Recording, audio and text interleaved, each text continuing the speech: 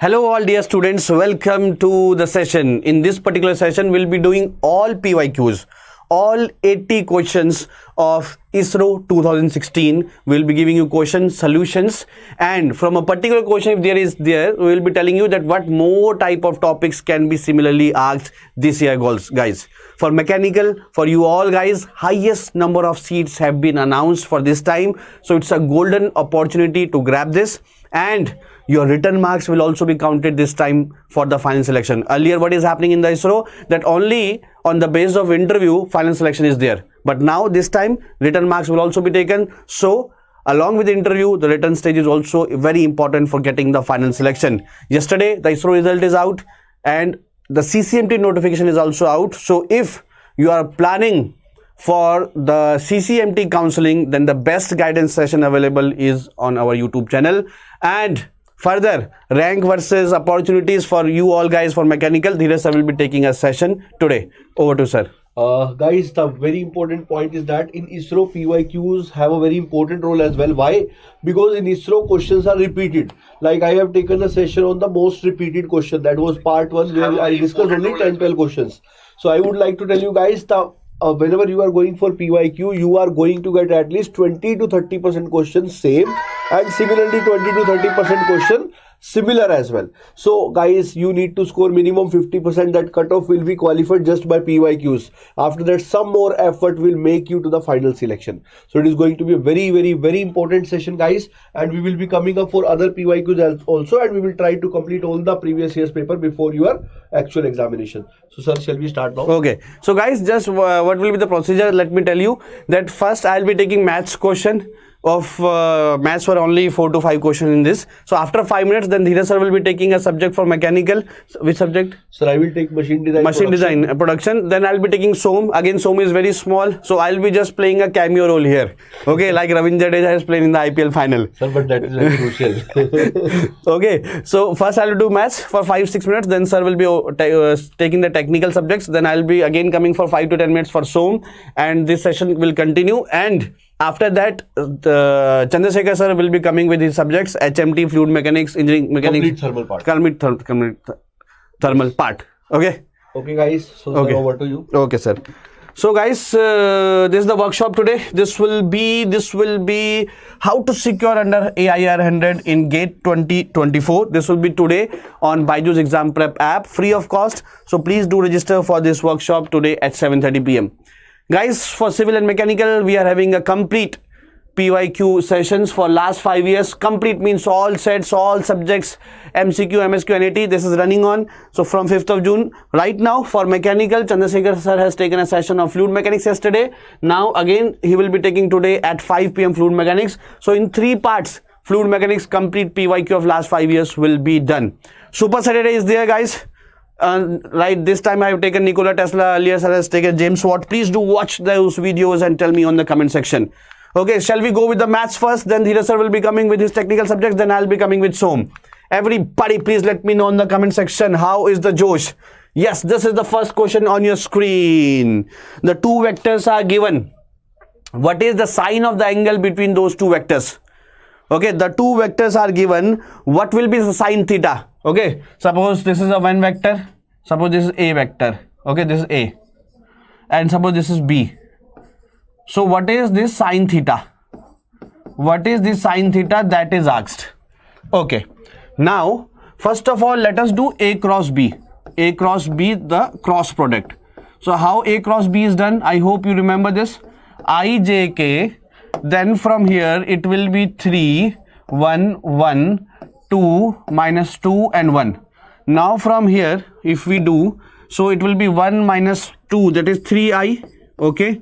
Then it will be 3 minus 6, that is minus 6j, and for k it is minus 8k. Give me yes or no. Have you understood this? Everybody, please let me know. Have you understood this? This is A cross B.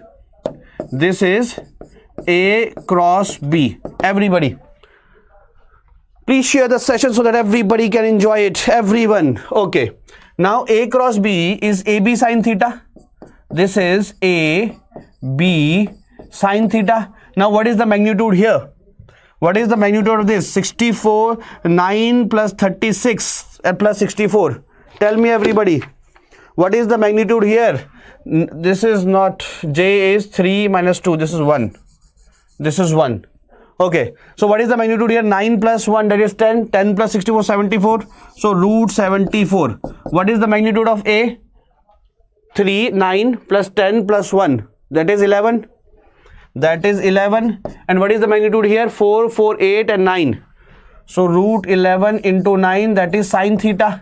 So from here, sine theta is equal to root 74 divided by root 99. That is A option.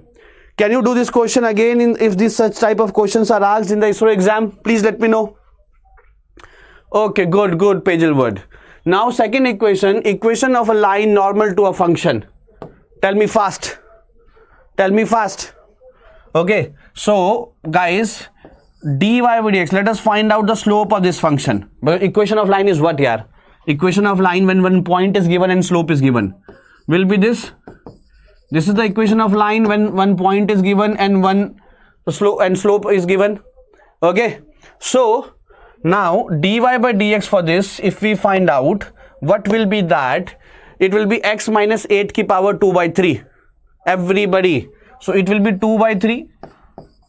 X minus 8. 2 by 3 minus 1. It will be minus 1 by 3.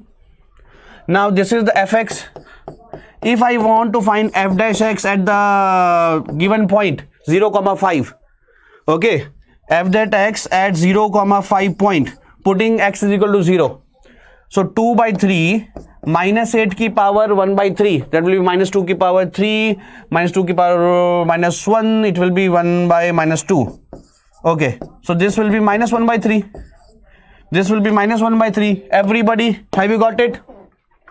Give me yes or no in the comment section, guys. Fast. Okay. Now what is the equation? Y minus y1. Y1 is 5 is equal to m. M is where? M is this. Okay, sorry. This is the slope of this function. But we want equation of line which is normal. So if anything, two things are normal, then m1, m2 is equal to minus 1. So one of the slope is minus 1 by 3. Then what is this slope? To make it minus 1, it will be 3. So slope here will be 3 into x minus x1, that is 0. So y is equal to 3x plus 5. That is option number D. Option number D. Tell me. So easy questions, guys. Till now I have not used the calculator part. Now there are 20 locks. There are 20 locks. One lock, second lock, third lock, and there are 20 locks. These are locks. Okay, 20 locks. And how many keys are there? 20 matching keys. Now 20 matching keys. How to make key? Like this, like this, like this. 20 matching keys. Now किस्मत बहुत खराब है. Very poor luck. Very poor luck. Okay, you are not as lucky as Abhishek Bachchan. Very poor luck. In that case, how many number of trials will be there? How many number of trials will be there when the luck is very, very poor? Tell me on the comment section. Everybody. Everybody. Sir, calculator. Okay. So guys, see, in this case, for unluckiest person, the maximum number of trials will be, so he go with the first key and he attempted all the 20 locks. So it will be 20. It will be 20. Then the next person goes. Now he has only 19 locks left because one lock is already identified his partner, his key. So he will take 19 options when he is unluckiest. Otherwise in the first go also it can do it. But it is asked the maximum number of attempts. Third person will go with 18. Third, so like this. And last person is only one lock left. It will be 1. Now what is the sum of AP? What is the sum of AP? Everybody. Sum of AP. N by 2 first term and last term. Yes. So this will be N is 20 by 2 first term is 20, second last term is 21. So it will be 210. Sum of APs. Sum of APs. Got it? Got it? Okay. Now this is an operator, guys, of Laplace, and for here it is a property, it will be for harmonic function. It will be for harmonic function. Okay. Now A and B are two candidates. If nothing is mentioned, of course their chances will be independent. So probability of A intersection B is equal to probability of A into probability of B. Okay. Now the probability that A is selected is 0.5. The probability A and B are selected is at most is 0.5. 0.3 is probability of B. So probability of B is equal to 0.3 by 0.5, and from here what is the value you are getting? Please check. Everybody, every probability of A intersection B is less than 0.3. So this value is less than 0.3. So from here what you are getting? Everybody, tell me fast on the comment section. Tell me fast on the comment section. This is how much? 30 by 5 is equal to 0.6. Okay. So for this, guys, what is asked? The probability of getting B selected is, from this it is getting 0.6. Okay. Now one more question is there, that is for determinant, and here all values are given. Here all values given. Guys, we have solved all the problems till now. This home also will be coming very soon. Okay. So all the questions of mathematics are done. One question of maths is left. That is this coming. That is this, and all values are given, and we have to find the determinant. Okay. Now B square plus C square. What will be the determinant? Into C square plus A square minus B square. Then minus AB. Okay. It will be BA into B square minus CA into BC plus AC into BA into B square minus CA into BC, and from here final answer you will be getting.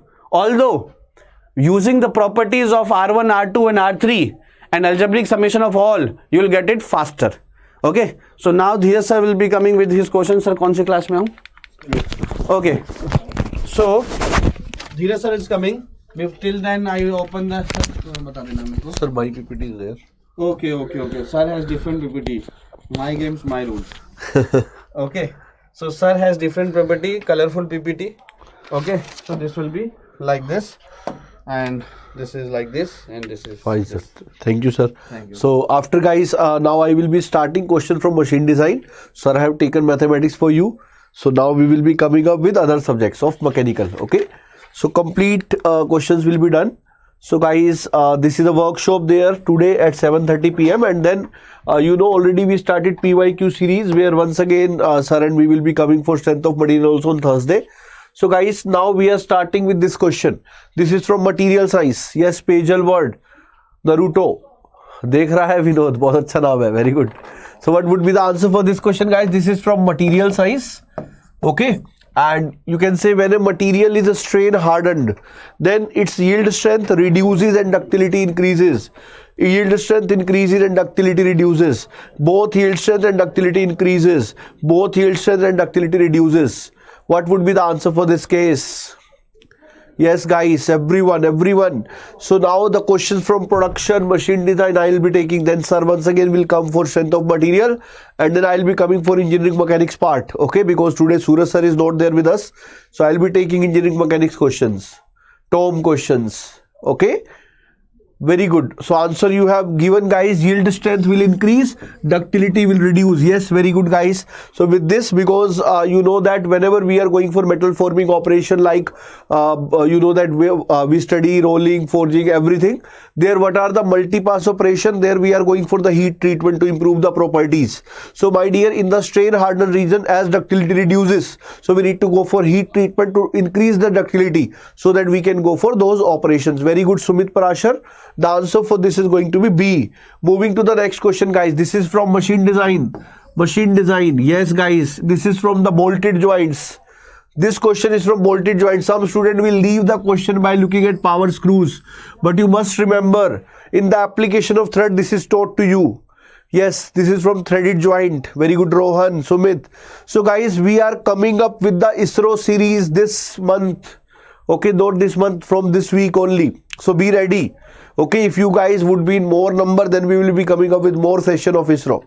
Pagel word, Sumit. So guys, the answer for this is going to be Acme thread. Acme threads are used for the power screws. Okay, square threads are used in the where square threads are used? Screw jack. Yes or no? Okay, fine guys. So the answer for this is going to be Acme threads. Okay, this is going to be for power screws.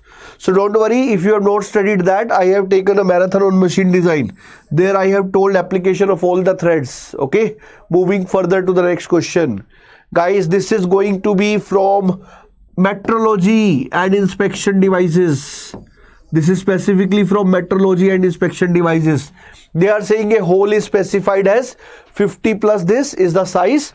The mating shaft has a clearance fit with minimum clearance of 0.02. Tolerance on the shaft is this. Maximum clearance you need to find out. So guys, this is given as the size is 50 mm.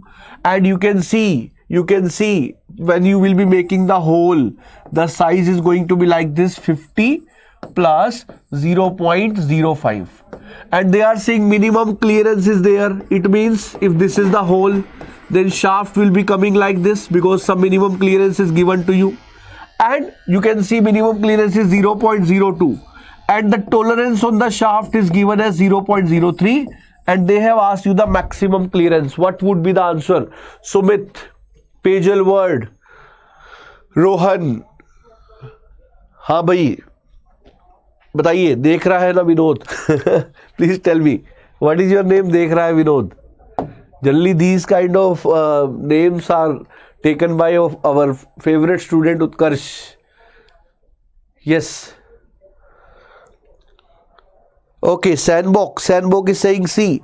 Pagel is saying C. Sumit is saying C. So guys, the answer we will see. We need to find out maximum clearance. Sandbok कैसे बता रहा है? ये तो civil का है. Sandbok are from civil ना, I guess. If you see this is going to be the maximum size of hole. This is minimum size of shaft. This gap is going to be the maximum clearance. So if you see the maximum clearance 0.03 plus 0.02 plus this distance 0.05. So now tell me what would be the answer for this. Very good. A would be the right answer. A would be the right answer because you can see maximum clearance you will get when hole is of maximum size, shaft is of minimum size. Minimum clearance will be there if shaft is of maximum size and hole is of minimum size. So the answer for this is going to be A. Very good guys, very good. So moving further to the next question. Next question guys is once again from production technology. Tell me what would be the right answer. The mass production of seamless tubes is done by which of the following process? Yes. Mass production guys, mass production, because you know otherwise seamless pipes are made by centrifugal casting, but they are asking about the seamless tubes but in mass production. Very good, very good. No one is saying D. Naruto is saying D. Sumit is saying B. The answer is D, my dear. Extrusion will be the right answer. Okay, extrusion will be the right answer because you know whenever we are going for the extrusion process, if we use the mandrel, you can produce this type of tubes, seamless tubes. Okay, yes, very good, very good. Even in the cold extrusion, we are going to make these seamless tubes only because whatever you are using as the medicinal tubes, those all are like you take Colgates. So for that also whatever the tubes are made, they are by the cold extrusion. That is also said to be impact extrusion. So answer for this is going to be extrusion. This is going to be D. Rohan, D would be the right answer for this question. So extrusion is going to be the right answer. Then what you are going to do? You are going to do a plate you are taking, you are going to have a punch and this punch is going inside like this, and what happened, this will be making a layer over this. Okay, and then my dear you would be taking this out, and by taking this out you will be making the tube of this like this, and here you will make the joint. So this is how the process is done. This is the cold extrusion. Everybody got it? Moving further guys. This is from casting defects. Metal casting defects. metal casting defects. So when you say these seamless tubes, you will say the answer is extrusion. If you know that when we are talking about the seamless, seamless means jointless. Okay. Okay, this time everyone is saying the answer to be C, which is correct, because misrun is coming due to insufficient fluidity. I feel everybody know this is the misrun defect. If this is the cavity, and whenever you put the molten metal is unable to fill the cavity, and you are going to get the cavity filled only till this point, then this is said to be the misrun defect. So insufficient fluidity is the reason for the misrun defect. Moving further, guys. Okay, this question is from engineering mechanics now. This question is from engineering mechanics. Very good, no one. This is from engineering mechanics. Two equal forces, let us say F is the force, are acting at a point with an angle of 60 degree. So you can say there are two forces which are equal, making an angle of 60 degree. And they are saying that if the resultant force, if you remember in the most expected question, I have done a similar question. Okay, so that's why I was telling you that it is coming in again and again with the different data. You will find this question 5 more times in the upcoming papers. So that's why I have taken, and that was the part 1 of that. I will be soon coming with part 2, okay, because I wanted to see whether you are interested in repeated question, because they will be repeated this year also, next year also. So guys, if you see this resultant will be written as how? You will be writing F1 square plus F2 square plus 2F1 F2 cos theta. So guys, you will be having the resultant as equals to F1 is F, F2 is F, plus 2 F square cos theta, and you know this is 60 root 3. Find out the value of F. Very easy question, very easy question.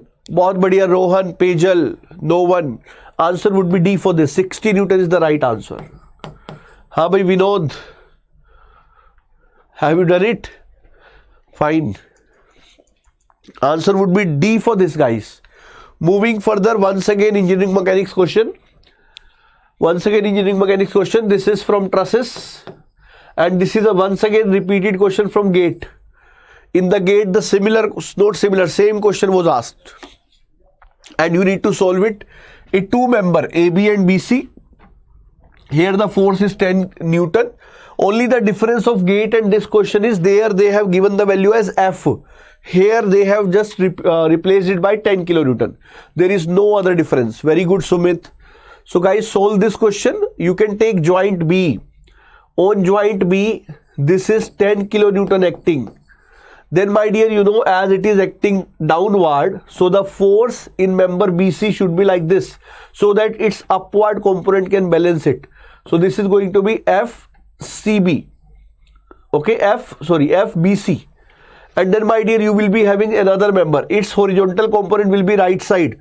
So here the force should be left side in the FAB member. So this is FBA. And this is joint B. And my dear, as the distances are given, this is 1 meter, this is 0.5 meter. So you can also find out the theta. Tangent theta as AB by BC. This will give you this angle. If you get this angle, you will get this angle as well. So theta you calculate from here. Then my dear, this is our angle phi. Okay. So you can write now the equation. This angle is going to be phi. So now you can write, you need to find out the force in AB member. You know that FAB is nothing but equals to FBC cos phi. And my dear, you can also write FBC sin phi is equals to 10 kilonewton. So from that you will get FBC and you will get the answer finally. Okay, so answer for this question is going to be what? Pajal word is saying 20 kilonewton. Let me check it. I have solved it for you. So very good. Pajal word have given the right answer for this. Answer will be 20 kilonewton. Very good guys. Very good guys. Very good guys. बहुत बढ़िया. Wonderful. So guys, try to attend, try to come on time so that you can solve each and every question we are going with. Okay. So shall we move on, guys? Moving to the next question now. This is once again from engineering mechanics. Once again from engineering mechanics. This question is to find out the resultant, magnitude of resultant. What question can be easier than this. You have 40 Newton upward, 80 Newton downward, 20 Newton right side, 60 Newton left side. You need to give the maximum value of, you need to give the magnitude of resultant force. What would be the answer for this? What would be the answer for this, guys? Try to solve it. Try to solve it. Okay, I am giving you hint. First of all, find out the horizontal forces summation. Horizontal is 20 this way, 60 this way. So it is going to be 40 Newton. This is the direction. When we are talking about summation of F vertical, you know, vertically 40 upward, 80 downward. So you will say 40 Newton downward. So you can say we are having 40 here, 40 here. And you need to find out the resultant. Now I feel you can find out very easily. बहुत बढ़िया. Pagelward, no one, Sumit, Naruto. Very good. A will be the right answer, because you know when two forces are at an angle of 90 degree, resultant is given as 40 ka square plus 40 ka square. So guys, actually previously ISRO peoples were not giving any weightage to this written paper. They were only making it as qualifying paper. Okay, but my dear, that's why if you see the level of question, they are moderate level, because they just want to check your basic knowledge. Main thing, your analyzing power, that they check in the interviews mainly. Okay, very good, Rohan. And dekh raha hai Vinod. This is once again material science. Once again material science. So you can see, I already told you, material science weightage and production weightage is almost equal. Material science there is like a subject, not like a topic of production. Very good, very good. So this type of question also I told you in the most repeated question, and I told you this is coming every time. So you can see surface hardening technique is carburizing. I am writing the surface hardening techniques. One is carburizing. In the next paper you may get nitriding. In the next paper you can have cyaniding. Okay, in the next paper you can have flame hardening. Flame hardening. In the next paper you can have induction hardening. So these are the 5 technique of surface hardening techniques. Quenching is used for hardening, but not the surface, the complete body. If you want to harden the surface, these are the 5 techniques to do that. Moving to the next question. This question is repeated 3rd time in last 4 papers.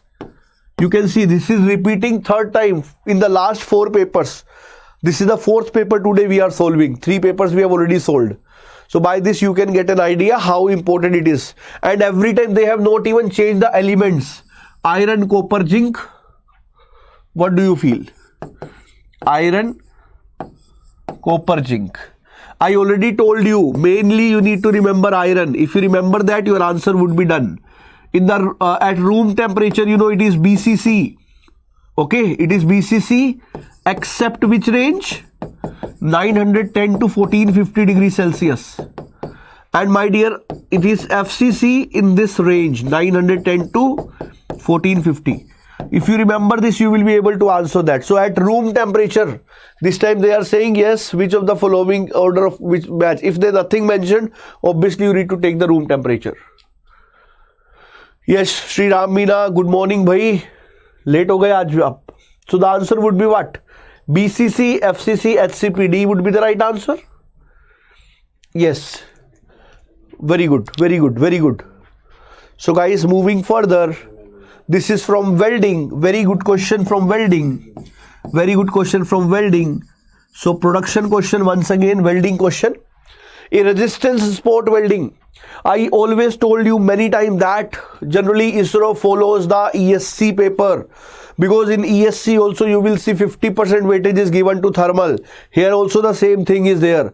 Around more than 30 to 35 questions are going to be from thermal part.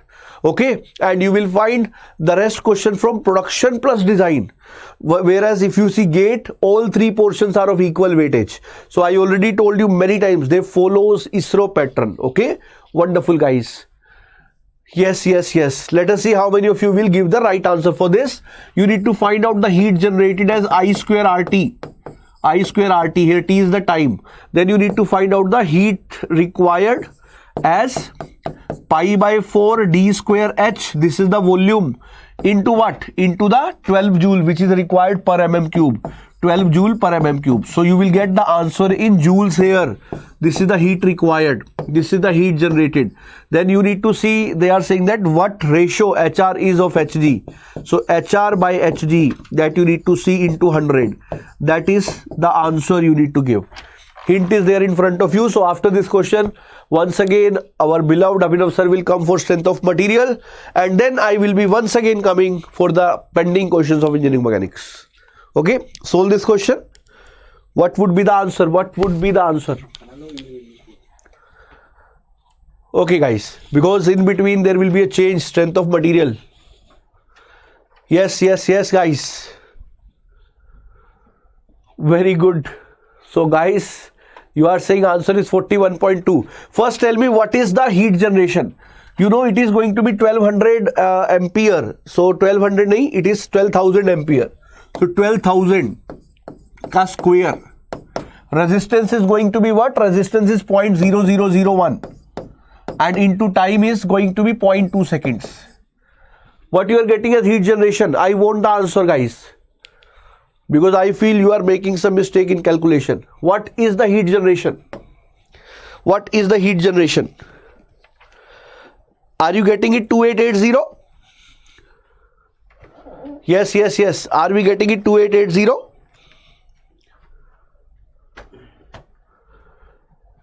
Yes guys. Are you getting it 2880?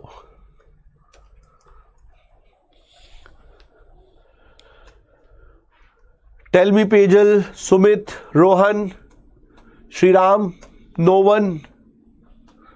Please tell. And here pi by 4 d square h. Diameter of the nugget is 6 mm. Height of the nugget is 2.5 mm. Yes, option A is correct. 29.4%. 29.4% is correct. 29.4% is correct. Very good. Now you have given the right answer. No one and Naruto. Very good. Sumit, check your calculations. So now I will call once again Abhinav sir for taking the question of strength of materials, and then I will once again continue the production and engineering mechanics question. Okay. So we are left with 5-7 more questions. Then Chandra sir would come for the thermal part. So be ready for that. Okay. So yes, I am busy in mains. Okay. Great Sriram, no issues and all the best for that. Okay. Over to you, sir. Oh, Chandrasekhar sir is also here. So Chandrasekhar sir will be coming soon with the thermal part, guys. Sir, I am busy with mains. 25th June, I'll meet after that. Okay, it's okay, perfectly fine. So all the other students who are interested in the counseling of CCMT, the best options for mechanical, they can join us tonight at 11:15 p.m. Now let us go with the strength of material question. Only 4 to 5 questions have been asked from strength of materials. Mathematics we have already done. Okay. So guys, see in this particular question, sir, dhira sir, ek baar aap calculation check karna. What I found that all options are wrong. Okay, what I found that all options are wrong. That is why from last 2-3 years now, the paper was of 240 marks. So out of 240 marks, the cutoff is deciding on the basis of 237 marks if one question has ambiguity.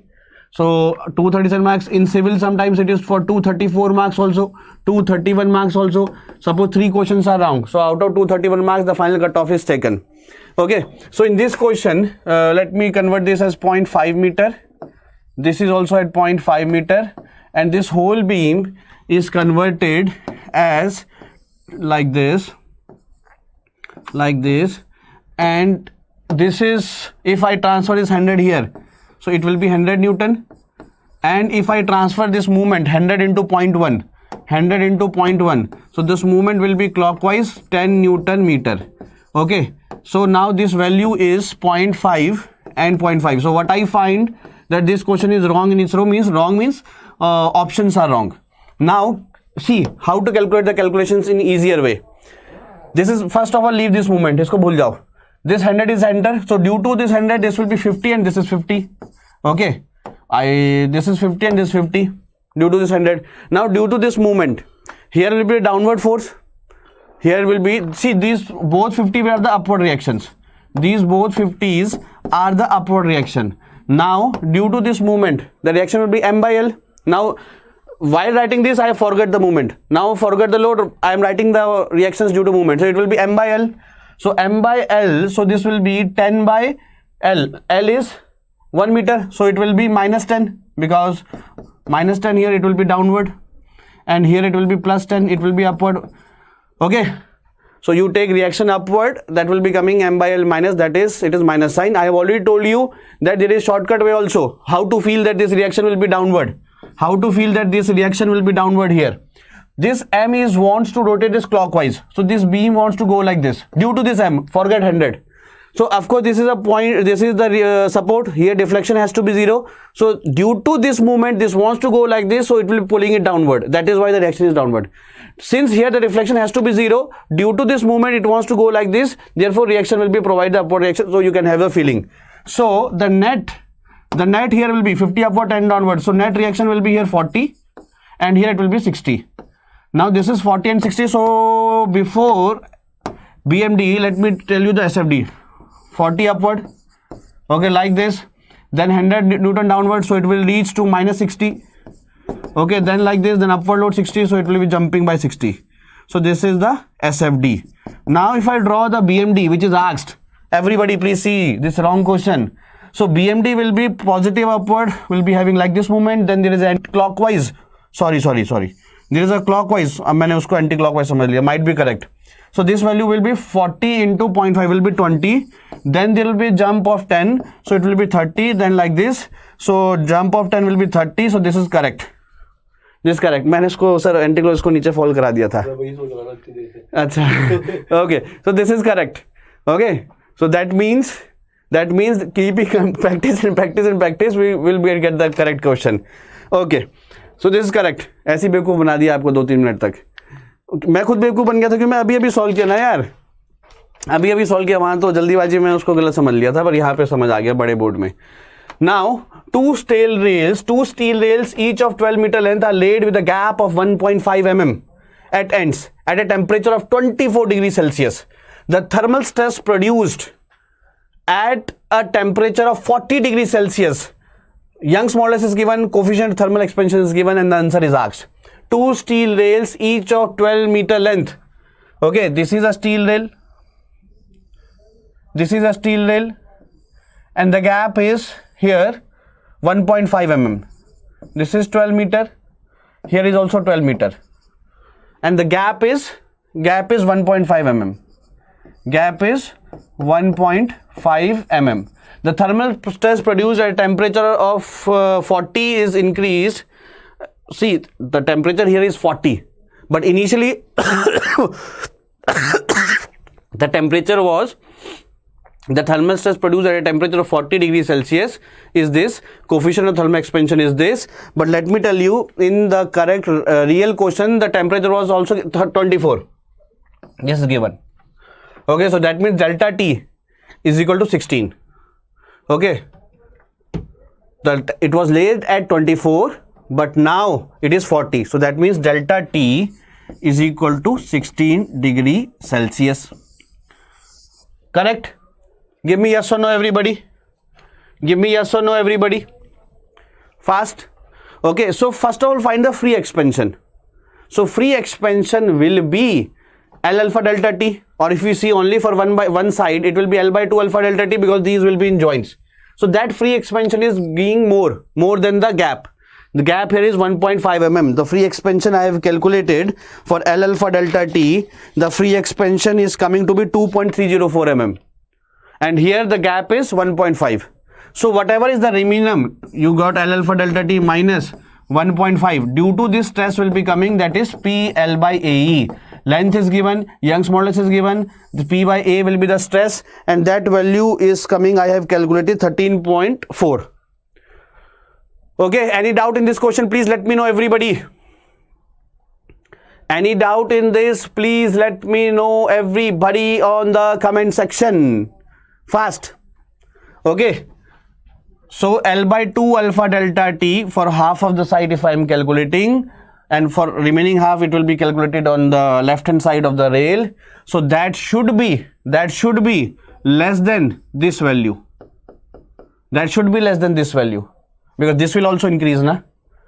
This will also increase, na? If that is being greater, the stress will be generated. Okay, because free expansion is only this allowed. Then the net delta, if you see only the half part, is 1.5 by 2, because other rail is also expanding. So net delta is 1.5 by 2 is equal to L alpha delta T minus PL by AE. From there you will be getting this value. This is not that type of easy question like this, because here only one part is expanding. But in case of rail, these are continuous rails. So for one side we'll be only taking L by 2 length, and that free expansion should be less than this, because this rail also will expand. Okay, so according to that you can do. I will write on the comment box the complete expression after this session. Now, an element tensile specimen has length given, length of the specimen is given, diameter is given, length is equal to how much? The length of the specimen and diameter of the specimen, length is 250 mm. Okay, and diameter is 25 mm. By application of load, okay, once, of course, this will tensile load, it is elongating, 175 kilonewton. The length is increased and diameter is decreased, that everything is given. It is asked to find the modulus of elasticity. Guys, first of all, if you are writing E is equal to stress by strain, it's fine here. But it is only fine here because it is unidirectional loading. If the loads are in two direction, then stress by strain is equal to Young's modulus is not defined. Okay, Hooke's law is only defined for unidirectional loading. When in two direction, here and here also load is acting, in that case stress by strain you can calculate. Stress in this direction, strain in this direction will not be coming Young's modulus. Their Poisson effect will also be coming. So Young's modulus is stress, that is 175,000 Newton. I am converting everything in Newton per mm square, so answer will be megapascal. Upon area, pi by 4 into d square, du is 25 square, divided by strain. So divided by strain means delta L by L. What is delta L? 1.25 by 250. From here, the value I have calculated, you will be getting 72000 point something. That is 72,000 megapascal. That means in gigapascal, it will be around 71 in gigapascal. Okay, this value will be coming Newton per mm square. So this will be coming in megapascal. You convert it 10 to the power 3, it will be coming in gigapascal. Okay, now this is the question. Here what we have to do, power is equal to T into omega. Omega we have to find out RPM. Okay, power is 80 kilowatt. So in SI unit, it will be 80 into 10 to the power 3 watt. T into omega. Now here this is also unknown, T is also unknown. So if we find out T, omega will be find out. Now how to find out T? Now, having inner diameter is 30 mm and outer diameter is 40. Okay, like this. So inner is 30 and outer is 40. Inner is 30 and outer is 40. Now, guys, tau max is given by tau max by R max is equal to T by IP. So what is the maximum tau? 50 megapascal. So I am converting everything in SI unit. Answer will also be in SI unit. So 50 megapascal means 15 to 10 to the power 3. What is R max? R max is 20 mm. So 20 mm कहाँ गया? 40 है ना, तो 20 mm का R max कितना हो जाएगा? Metres में 10 to the power minus 3 is equal to T by IP. Polar moment of inertia pi by 2 32 40 की power 4 minus 30 की power 4. From this expression आपका वर्कशॉप कट गया थोड़ा सा. From this expression, finding T and putting the value of T here, you will be omega is like this. Have you got it? Everybody? Okay, all values I am telling you guys till now. Okay, now next question. This will be the last question of strength of material. Okay, so a cantilever beam of length L, a cantilever beam दे रखा है length L का, subjected to concentrated load P. This load P as at a distance of L by 3 from the free end. So here the distance will be 2L by 3. This is A, this is B, this is C. If nothing is mentioned, that means EI is equal to constant. Guys, next Dheeraj sir is coming, then Chandrasekhar is coming. Keep sharing. Okay. Teacher रात रात को 1:30-2 बजे तक meeting कर रहे हैं आपस में, पीपीटी बना रहे हैं आपके लिए, पूरा शेयर कर दो भाई। और आज ही रात को 11:15 PM पर आज 2 सेशन और होने वाले हैं। एक 11:15 PM पर CCMT counselling tonight CCMT for mechanical by Dheeraj sir, and one more session for mechanical, that is PYQ FM, that will be today 5 PM by Chandrasekhar sir. So complete आपके लिए चल रहा है भाई। Okay, now here of course the deflection, if I tell you, then deflection will be like this and then a straight line. Of course here the bending moment is 0, so radius will be infinite, so it is a straight line. The deflection at the free end is asked. So deflection here delta C is asked. So this is delta B. Okay, from here to here it is delta B, and this distance is alpha. So delta C is equal to delta B plus alpha. So delta B is PL cube by 3I. So P into 2L by 3 का whole cube by 3EI, and alpha is theta into L by 3. So theta will be ml's PL square, P into 2L by 3 PL square by 2EI into L by 3. From here you can find out the deflection. From here you can find out the deflection. Delta B will be PL cube by 3I, but L will be 2L by 3 whole cube by 3I plus this alpha. So alpha is theta into L by 2. Sorry, theta into L by 3. So theta is PL square by 2I into L by 3. From here you will be getting the option. Now guys, the master. Okay, Dheeraj sir will be coming with the production question, I guess. Production and mechanics. Production and material science. Mechanics. Okay, sir mic लगा रहे हैं अभी अपनी gym वाली body में। Okay. Thank you, sir. तो ये और सर डाउन हो गया। Okay. सर ये पेन ये remote. Thank you, sir. So guys, we will continue from where we left. Okay. So we were doing this question for production.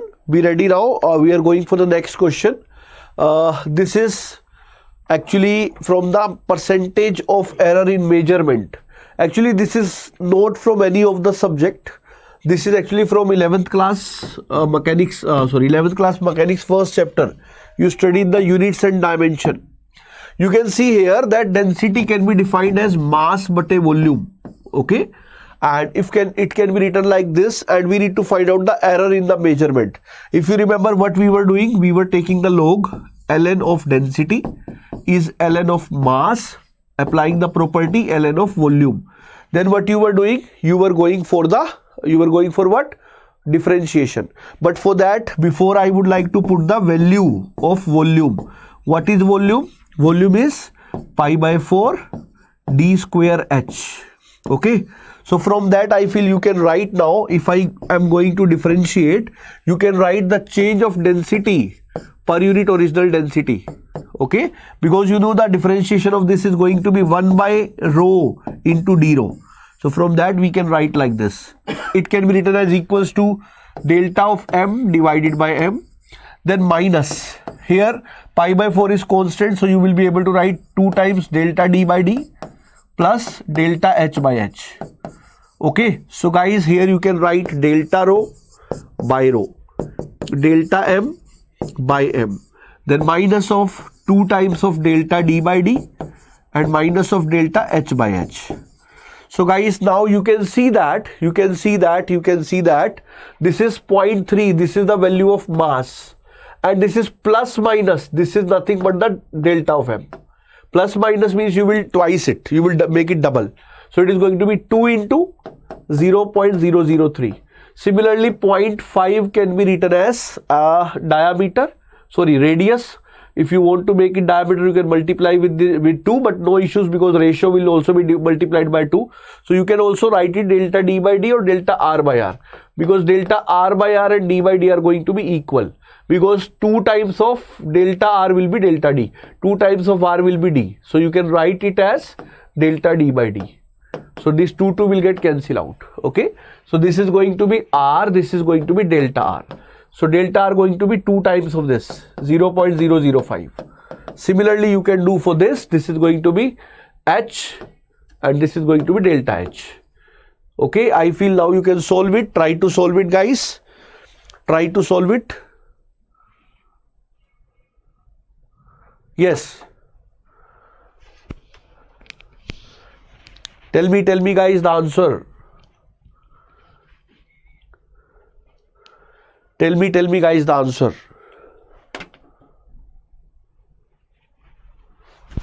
Sir? Okay. Comments. हाँ ये मैं कर रहा हूँ ना. इसका आंसर पूछ रहा था मैं, इसलिए कमेंट नहीं देख पा रहा था. आप इस पे कुछ और खोल रहे थे ना. अच्छा. Okay, fine guys. Great.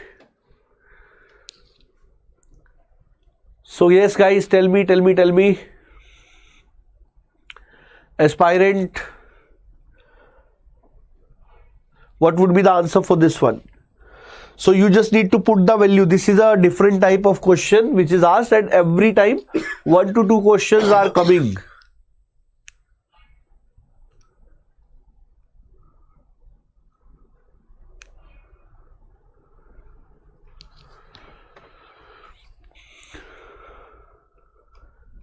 Okay, Pejal Vadi is saying the answer is C.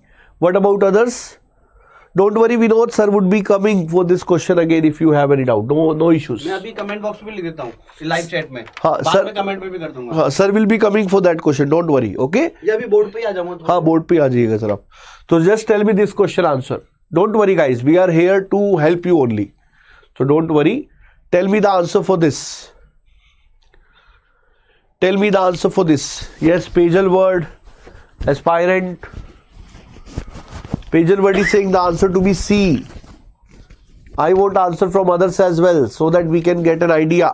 Everybody is getting the answer or not. Very good. No one have given the right answer. Right answer is 4 for this. I feel you forget to multiply it by 2, Pejal word. It is 2 times delta D by D or 2 times delta R by R. So if you will be forgetting that, then you will get wrong answers. The answer is going to be 4. So guys, this is the benefit of attending this session, as ISRO is repeating the question. This type of question, if you will not do in the class, you will not be aware of that. Now if this type of question will come, you will be able to answer it. So that is the benefit of this PYQ series. Moving further guys to the next question.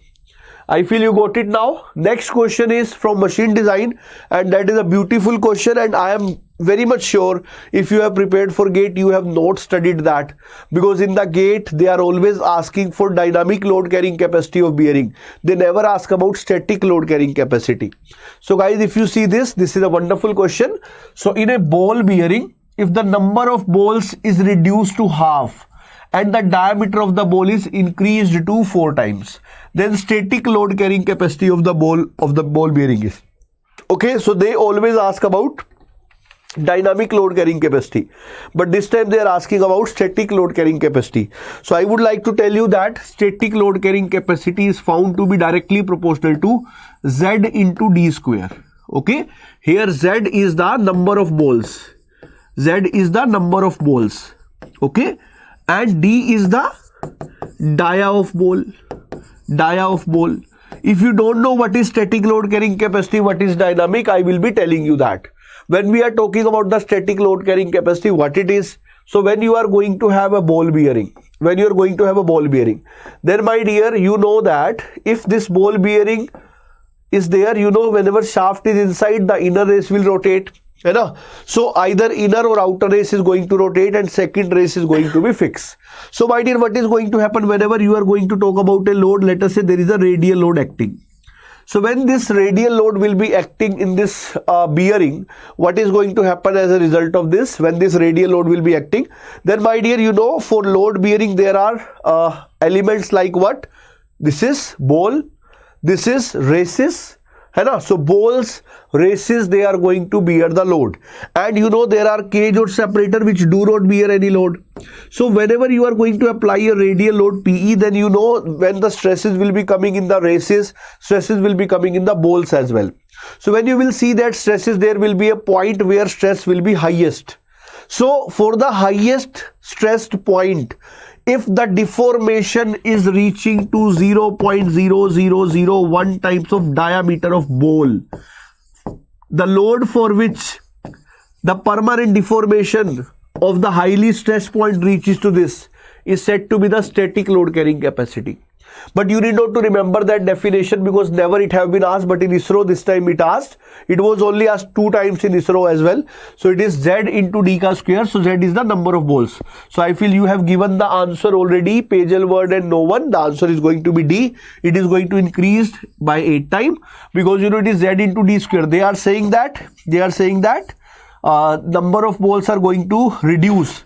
So Z is going to be Z by 2 and D is going to be increased.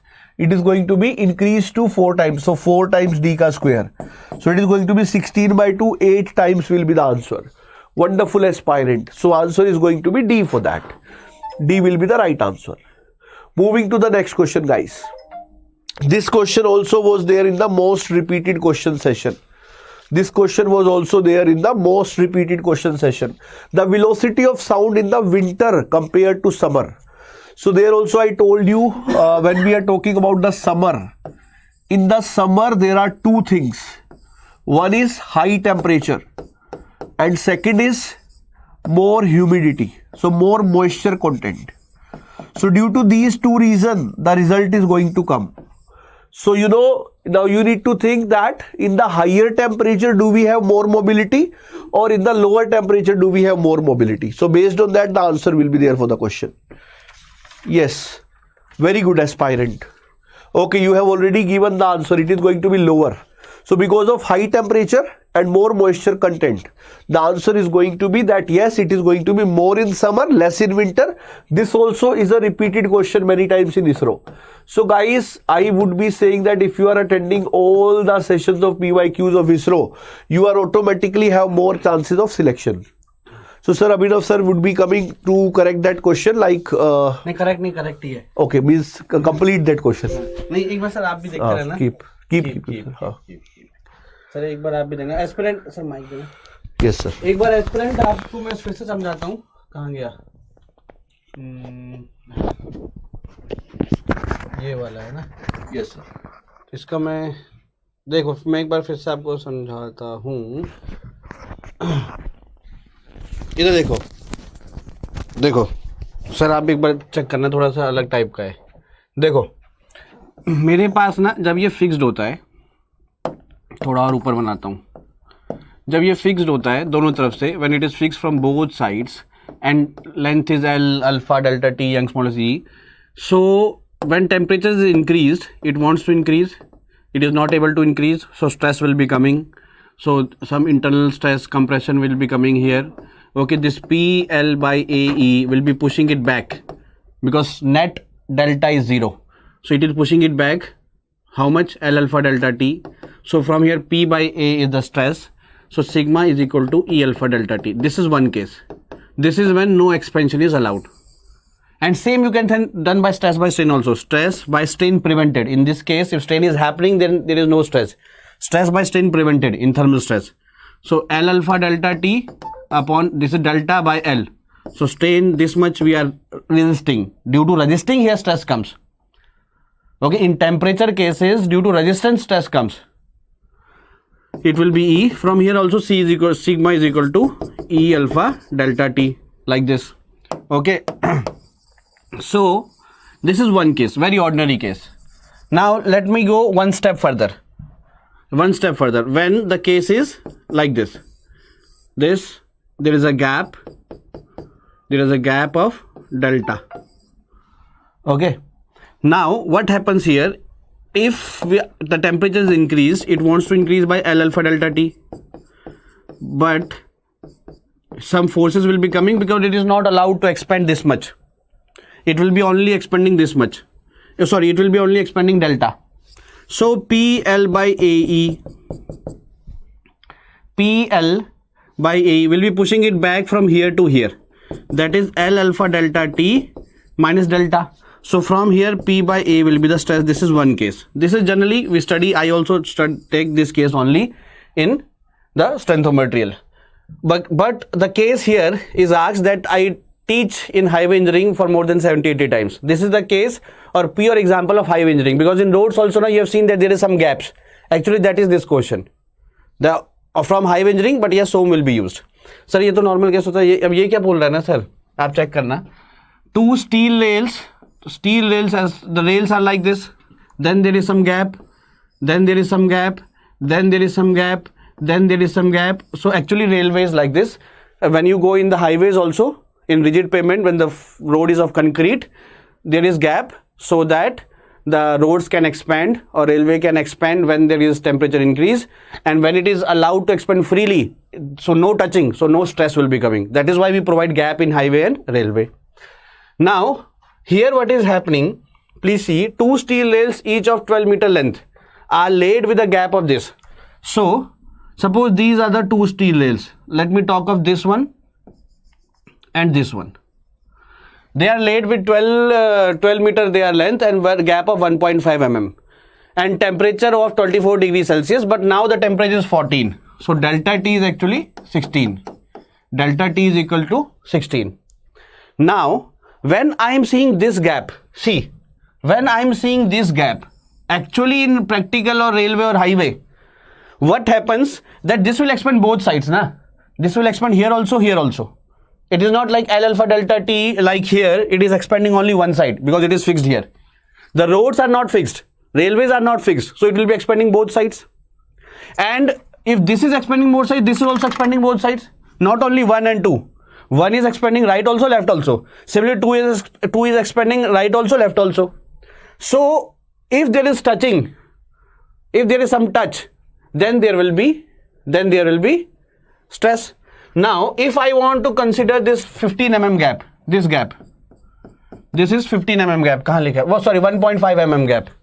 Now the extension of 1 to right hand side is not L alpha delta T. The extension of 1 to right hand side is L by 2 alpha delta T. Delta T is 16. I am writing delta T only. L by 2 alpha delta T on right hand side, because other L by 2 will be increasing left hand side. And if this is greater than or equal to, not delta here, delta by 2, because this will also be expanding, na? If this is greater than equal to delta by 2, 1.5 by 2, that means stress will be coming. I am again telling, see, once extension of this one rail to right hand side will be L by 2 alpha delta T, because remaining L by 2 will be expanding on left hand side. But here the expansion जिसका इतना हो सकता है is not 1.5, only 1.5 by 2, because 2's left hand will also increase here. 2's left hand will also increase here. If this happens, that extension of one right hand side is more than delta by 2, because delta by 2, then there will be stress. So I have calculated already. That time also I have calculated. So L by 2 alpha delta T was coming to be 2.304 by 2. Okay, so how much this is coming more? This is greater than 1.5 by 2. This value is greater than 1.5 by 2. That means stress is coming. That means actually they are intersecting each other. Now how much will be the stress? How much will be the stress? See, the compression force P will be coming in this, PL by AE. Okay, and that will be coming such that jitna ye value zyada hua tha from 1.5 by 2, it will be resisting that. Okay, whatever this value is greater than this value, this P internal forces will be resisting that. So from their answer, I have already calculated that time also. We are getting answer as 13.4, that is C option. Okay, aspirant sir is now writing beautiful explanation. Okay, sir, सही था नहीं? Okay, have you got it? देख रहा है, अच्छा ये भी कोई बच्चा देख रहा है. Okay. So L by 2 alpha delta T, if it is greater than 1.5 by 2, that means the stress will be coming. Now how to find out the stress? The stress should be such that whatever is the extra stress, PL by AE, it should be resisting that. Even you have to take here L by 2 here, because you are only considering the right hand side. Okay, so from here you will be getting this. PL by AE by 2. P by A we want to find, na? Not PL by 2. We want to find P by A. Have you got it? Have you got it, everybody? Please let me know. Or even leave. If you are confusing in PL by 2, na, leave this. Leave this. Suppose this value, I am just taking any arbitrary value. Because I know the final expression, 13 point something, but I have not calculated this. Suppose this value is coming to be 1.5 by 2 is 0.75. Suppose I am assuming any value. Suppose this value is coming 0.8. Okay, so what is extra coming? 0.05. So what is the extra strain? 0.05 by L by 2. This will be some strain value. So guys, sigma by that strain value, this much, is equal to E. From there also you can find the value of sigma. Got it now, everybody? Please tell me. So actually this kind of questions we see in transportation engineering. Okay guys, so we will complete now. Then Chandra sir would be coming.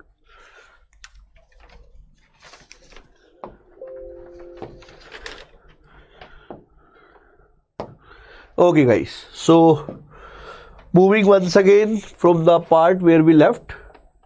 Okay guys, moving ahead.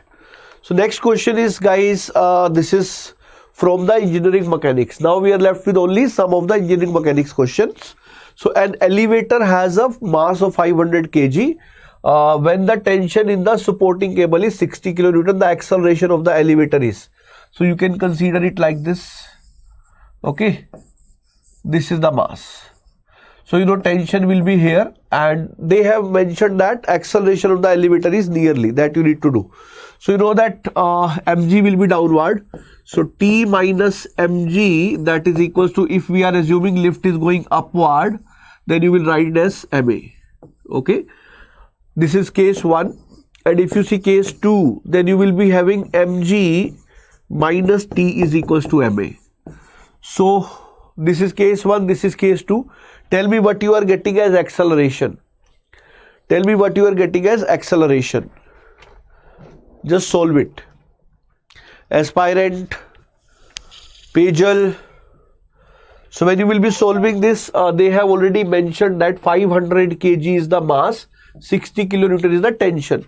So tension is 60 kilonewton and mg is going to be 5000 g. Yes. Try to solve it, guys. Try to solve it. Let us see how many of you give the right answer for this question. This is a wonderful question of engineering mechanics. This is the lift problem. You know, in the gate, lift problems are not been asked. So by that you can have an idea that ISRO peoples are asking the basic 11th class mechanics part. Like they have asked a question on the errors of density calculation. No one is saying answer is going to be C. So guys, I feel from these two cases, one case will give you +2, other case will give you -2. It would be a good question if out of these two only one option is there. But as they have given both the options, but they have not mentioned that whether it is going upward or downward.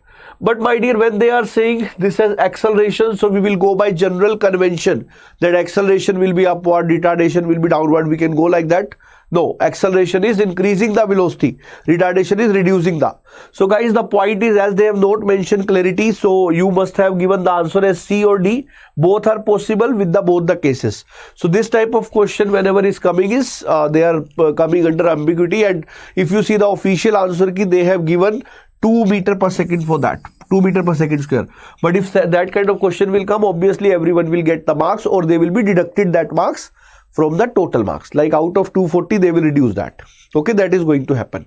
So don't worry for this question. I have already told you how to do this. Now this is from theory of machines. Theory of machines, guys. The piston of a steam engine moves with a simple harmonic motion. The speed of rotation of the crank is 120 rpm. And the stroke is 2 meters. What is the velocity of the piston when it is 0.5 meter from the center? 0.5 meter from the center.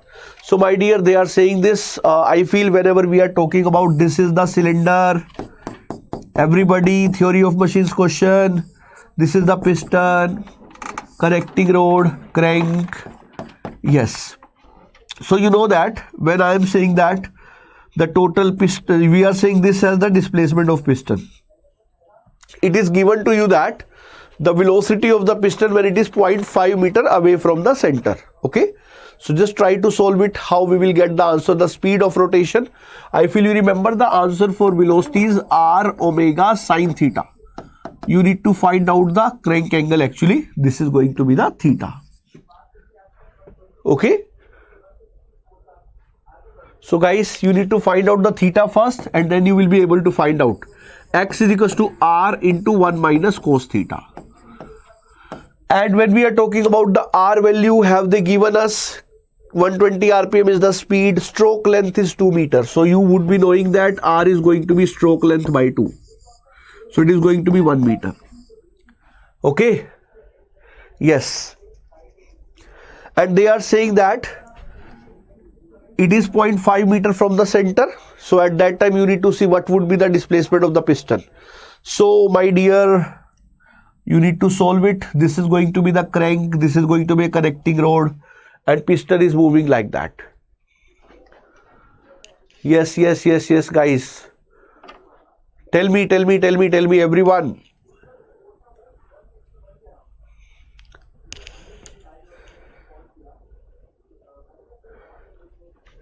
Tell me guys. We are going to have 4-5 more questions and then Chandra sir would be coming. Okay. Yes. So if you want to see the distance from IDC of the piston, as they are saying that from the center the piston is 0.5 meter. So you know that this is the center of crank, and if we are saying that piston is 0.5 meter from here, okay, and there is a cylinder, you know that from the dead center this distance will be, total stroke length is 2 meters, so it is going to be 1.5 meter. So you need to consider x as 1.5, r as 1 minus cos theta. This will give you the value of theta. Then put the value of theta here, you will get the velocity of piston. This is how you need to solve it. This is how you need to solve it. Yes, yes, yes. Chandra sir is asking where is the Josh. So previously we were asking how is the Josh. Now sir is asking where is the Josh. So guys, just show the Josh. Answer is C. Very good Pejal word. Very good, very good. 2 pi by root 3. Yes. Yes, yes. So C will be the right answer. Very good guys. So Chandra sir is also waiting for his turn. This question is already covered in mathematics. Now my dear, we are talking about one more question of theory of machines. Everybody got the previous question? Please tell me that. Everybody got the previous question? If any doubt guys, please ask me. I will answer you. They have given the distance of this center to the piston.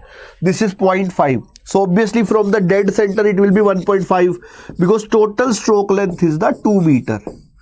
Total stroke length is the 2 meter. Okay. So I feel everybody got the answer. Answer is C for this. Now you need to solve this question. This is a very good question once again from theory of machines.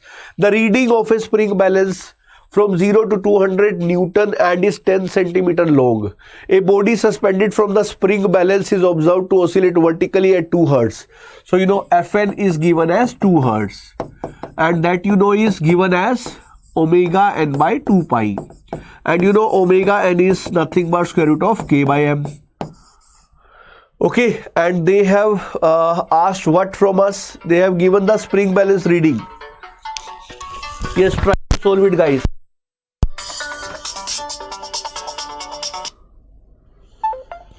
Try to solve it guys.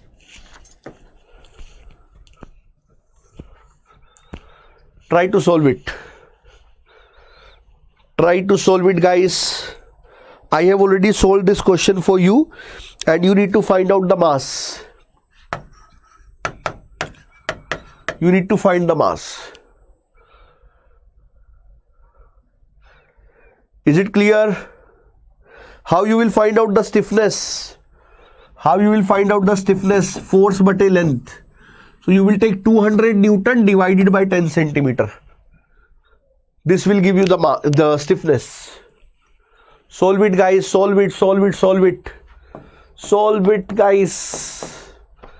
I have given you all the hints required for the question.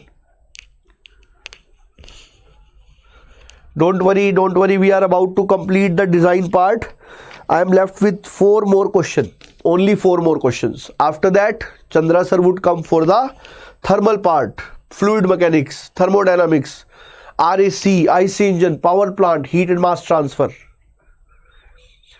Naruto is saying the answer is B, and my calculation also says the answer is B. You will be getting 12.6 kg.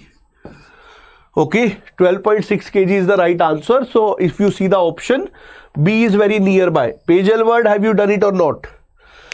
So guys, in these sessions, you will get something new every day. Is it clear? Very good, very good, very good. Moving to the next question, guys. Okay, sorry, this, because some of the questions are from thermal part. So I am removing that because that Chandra sir would be taking. This is from engineering mechanics again. So we are going to have 5 kg plus 10 kg weight. Force F is applied here. This is mu1 and this is mu2. This is a very good question from mechanics. And they are saying the minimum ratio of mu1 by mu2 so that the masses move together with the application of force F. So you can say when they will be moving together, when this complete will be of 15 kg. If I consider it as a one body, then my dear, this will be the force F. This will be the force, you can say mu2 N2. So if you are saying they are moving like that, move together. So when it is going to move together is, you will be having F is equals to mu2 N2. This is the condition after which they will start move together. So whatever the force is there, the same should be the mu2 N2 value, then only it will be moving together. Okay. After that, if you see the small mass and big mass separately, then you know that on this you are having a force F. Downward will be, okay, I am directly writing the value. This is the 5 kg mass, na? So 5g. Here there will be N1 and there will be N1. There will be 10g and there will be N2. So you are going to have here mu1 N1, here mu1 N1, here mu2 N2. So guys, I feel now you can try to solve this. You can make the equations also. First equation will be F minus mu1 N1. F minus mu1 N1 is equals to 5a. Very good guys. I am waiting for your answer. And second equation will be what? Second equation will be mu1 N1 minus mu2 N2 is equals to 10a. And you already know that F is mu2 N2. So putting this F here, you will get two equations. You will get the ratio of mu1 and mu2. I feel you guys have given the answer as B for this. Please check once again. Please check once again. I have made the equations for you. Just you need to do one thing. Put this value here and you will get two equations in mu1 N1, mu1 N2. And solving this, you will get the ratio of mu1 and mu2. Try to solve it, guys. Pagel word, aspirant, Naruto, no one. देख रहा है विनोद. अब विनोद देख रहा है कि नहीं? Question होना चाहिए. Yes. So after this, guys, we will move to the next question from inclined plane. 2 to 3 more questions are there. So I feel when you will be solving this, I am looking at the solution. You already know that what is the value of N2. The N2 is going to be N1 plus 10g. It is going to be 15 of g. Okay, so you know the value of N2. Fine, sorry. So N1 is 5G, N2 is 15G. Put the values, guys. Put the values. 15G, 5G. 15G, 5G. So I feel the answer will be coming out to be D. Very good. So finally aspirant and Dekh Rai Vinod have given the right answer. The answer will be D for this. 3 will be the right answer. Very good. Because when you will put this value F is mu2 N2, mu2 N2 is mu2 into 15G minus mu1 into 5G is 5A. 5 will get cancelled out.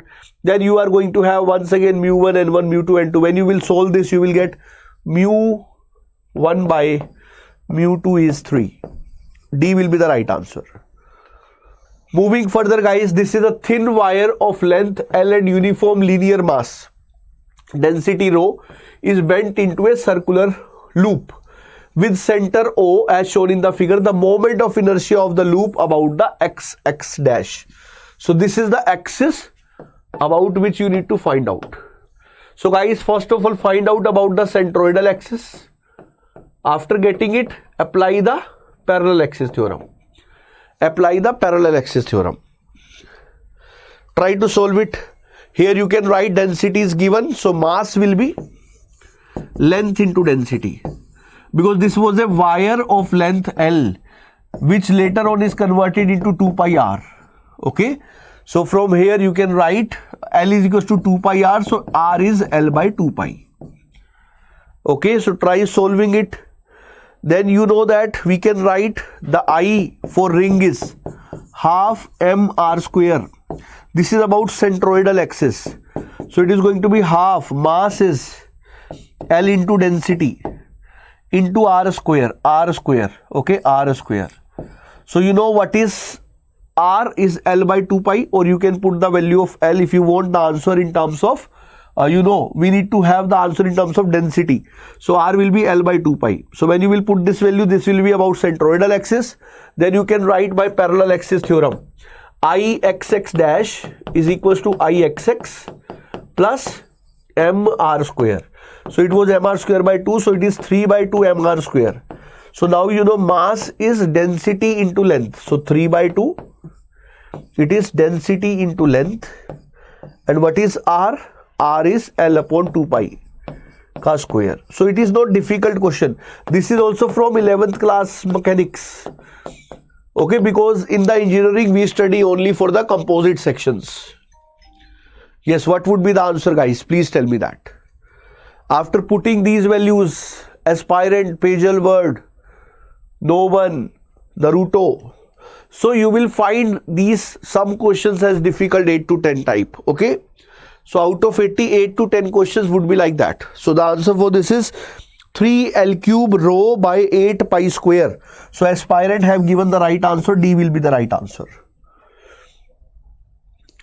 Very good aspirant. D is the right answer. Okay. So dear, the point is whatever these type of questions are coming after attempting the PYQs, you will have this question as repeated. So you will be able to answer them. Okay. That's why. So now my dear, this is very easy question from equilibrium, a 10 kg mass. So if you see this 10 kg mass, we are going to have mg downward. Then we are going to have like this. Okay. So the tension in the horizontal string will be, so my dear, you know there are tension T, there is tension T dash. So you know that angle given is 60. So if that is the 60, you know that is going to be 30. So you can write T cos 30 is mg. T sin 30 is T dash. So first find out T, then find out T dash. T dash will be your answer. You can also apply Lami's theorem.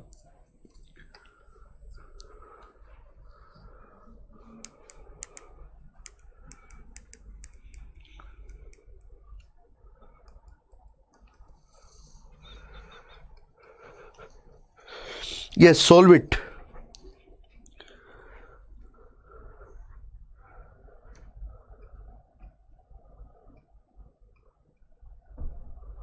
What would be the answer of T dash? What would be the answer for T dash? So guys, after that I am having only 2 more questions. Solve it, solve it, solve it.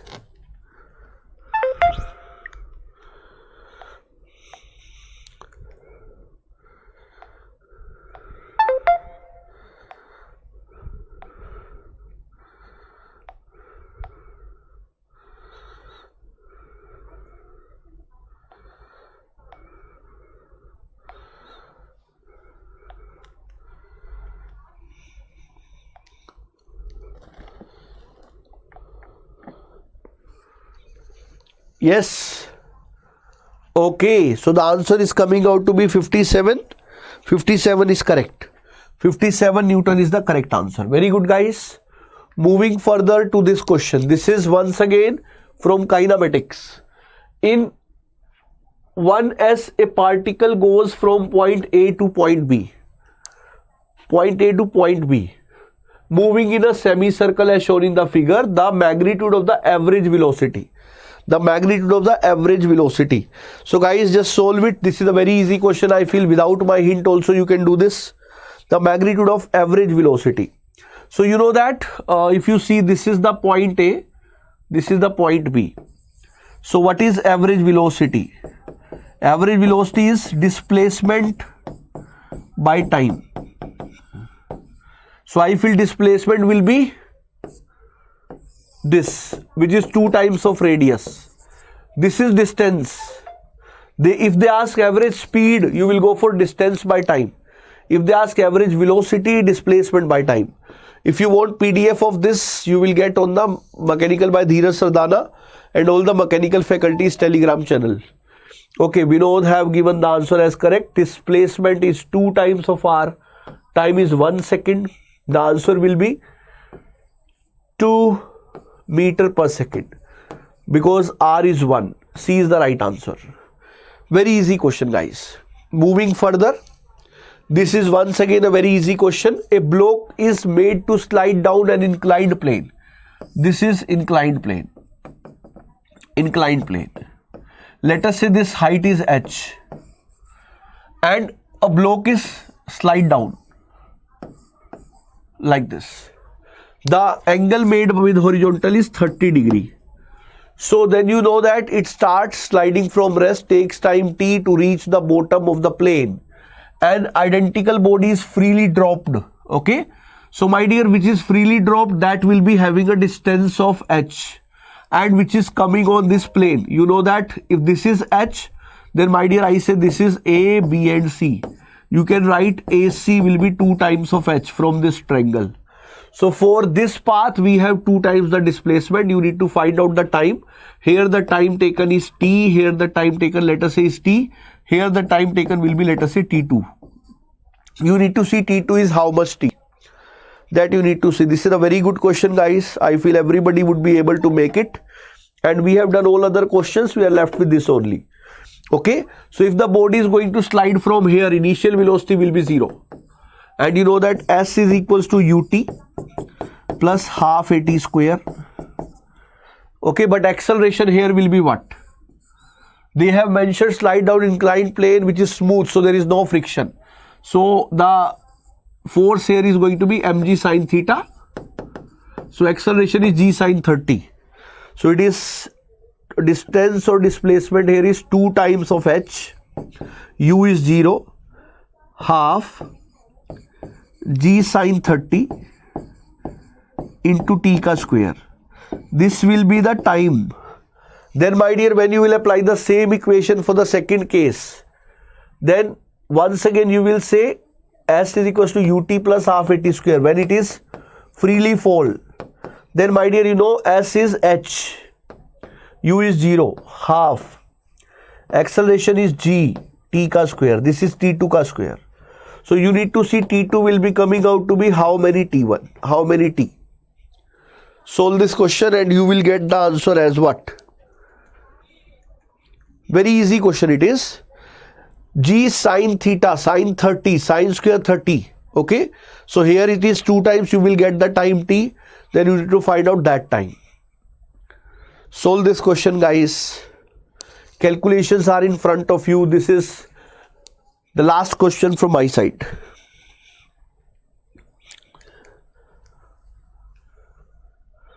Everybody,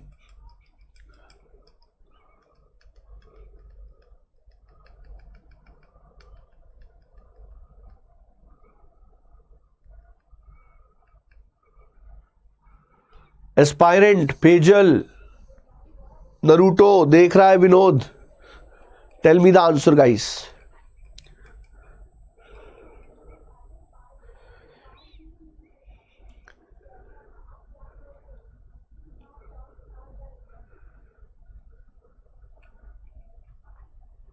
Yes. A block is made to slide down an inclined plane which is smooth. It starts sliding from rest. Take a time t to reach the bottom of the plane. Okay, this time is given as t. You need to see what is this time. Very good. B is the right answer. T by 2 will be the right answer. So guys, now my questions are over. Now Chandra sir would be joining us for the questions of fluid mechanics, thermodynamics, industrial engineering, RAC, IC engine, power plant, fluid machinery, and all these topics have highest weightage. Okay, so guys, goodbye from my side. You will get the PDF on all the mechanical faculties Telegram channels. Okay, so goodbye for this session from my side. Now Chandra sir is joining us.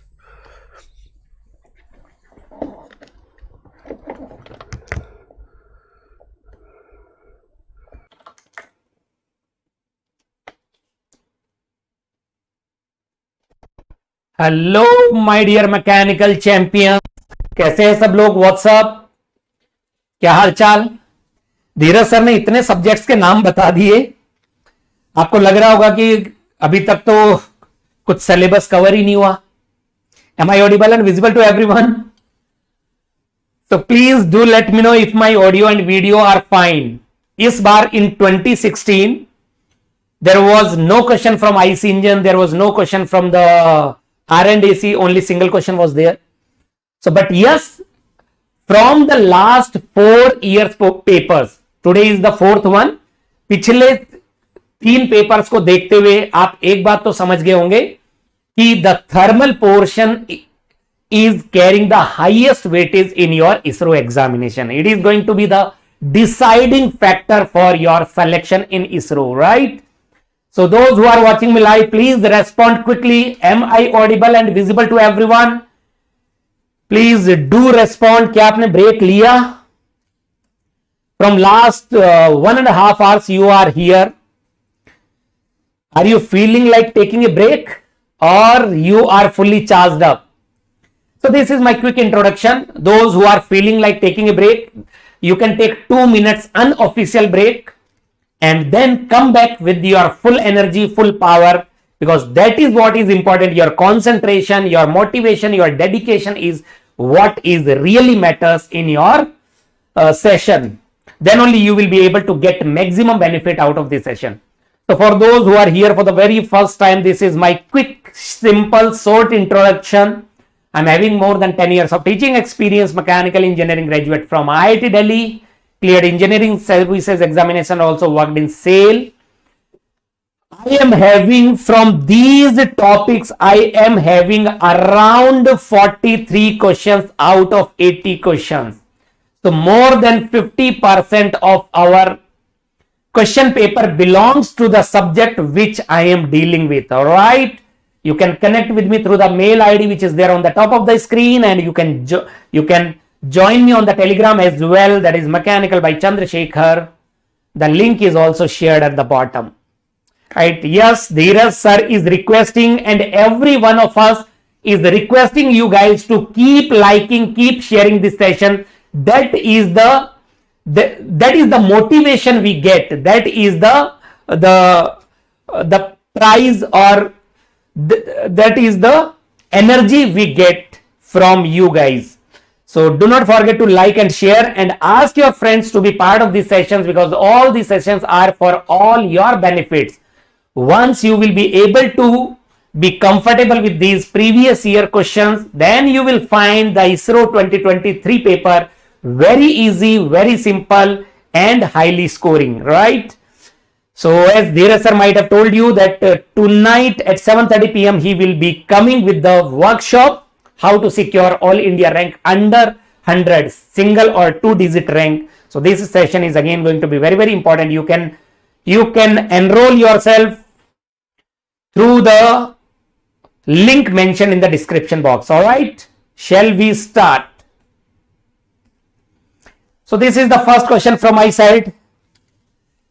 So please divide yourself in 3 or 4 categories. There are students, I am seeing them to be giving the answer through the comment section. Naruto, Aspirant, no one, Vinod.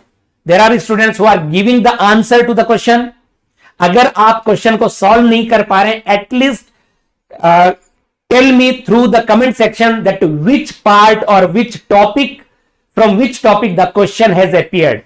At least write the topic name, and even if you are not able to write the topic name, at least write the subject from which the question is framed. तो आपको awareness होगी कि what are the important topics from where the questions are frequently asked, what are the subjects from where more questions are framed in ISRO examination. तो जैसा भी आपको जिस category में अपने आप को डालें, but at least communicate with me, try to keep sharing your knowledge, keep sharing your thoughts through the comment section. The more you share, the more lively the session will be. The question is on your screen. Question number 1, from the basic thermodynamics, what the question says: starting from the same initial point, same initial condition, an ideal gas expands from the volume V1 to V2 in 3 different ways. The work done by the gas is W1 if the process is purely isothermal. If we draw PV curve for the same initial state, isothermal is like this. Temperature is constant, that is the work done is W1. It is isothermal expansion. W2 if it is purely isobaric constant pressure process, pressure is constant, then the work done is W2. And if it is adiabatic, then the work done is W3. So the slope of adiabatic curve is more than slope of isothermal curve. So the third curve is the white curve is adiabatic, and the work done is equal to integration of PdV for a reversible process, that is area under PV curve. Area under PV curve projected on volume axis, isn't it? Projected on volume axis. Yes. So the work done will be maximum in constant pressure process. Can you find out the work done in each of these processes? The work done will be the V1 and V2 are same. So the work done will be maximum in constant pressure, then isothermal, and then adiabatic. The work done is W2, then W1, then W3. What is the correct answer? Yes, Bhavya, welcome.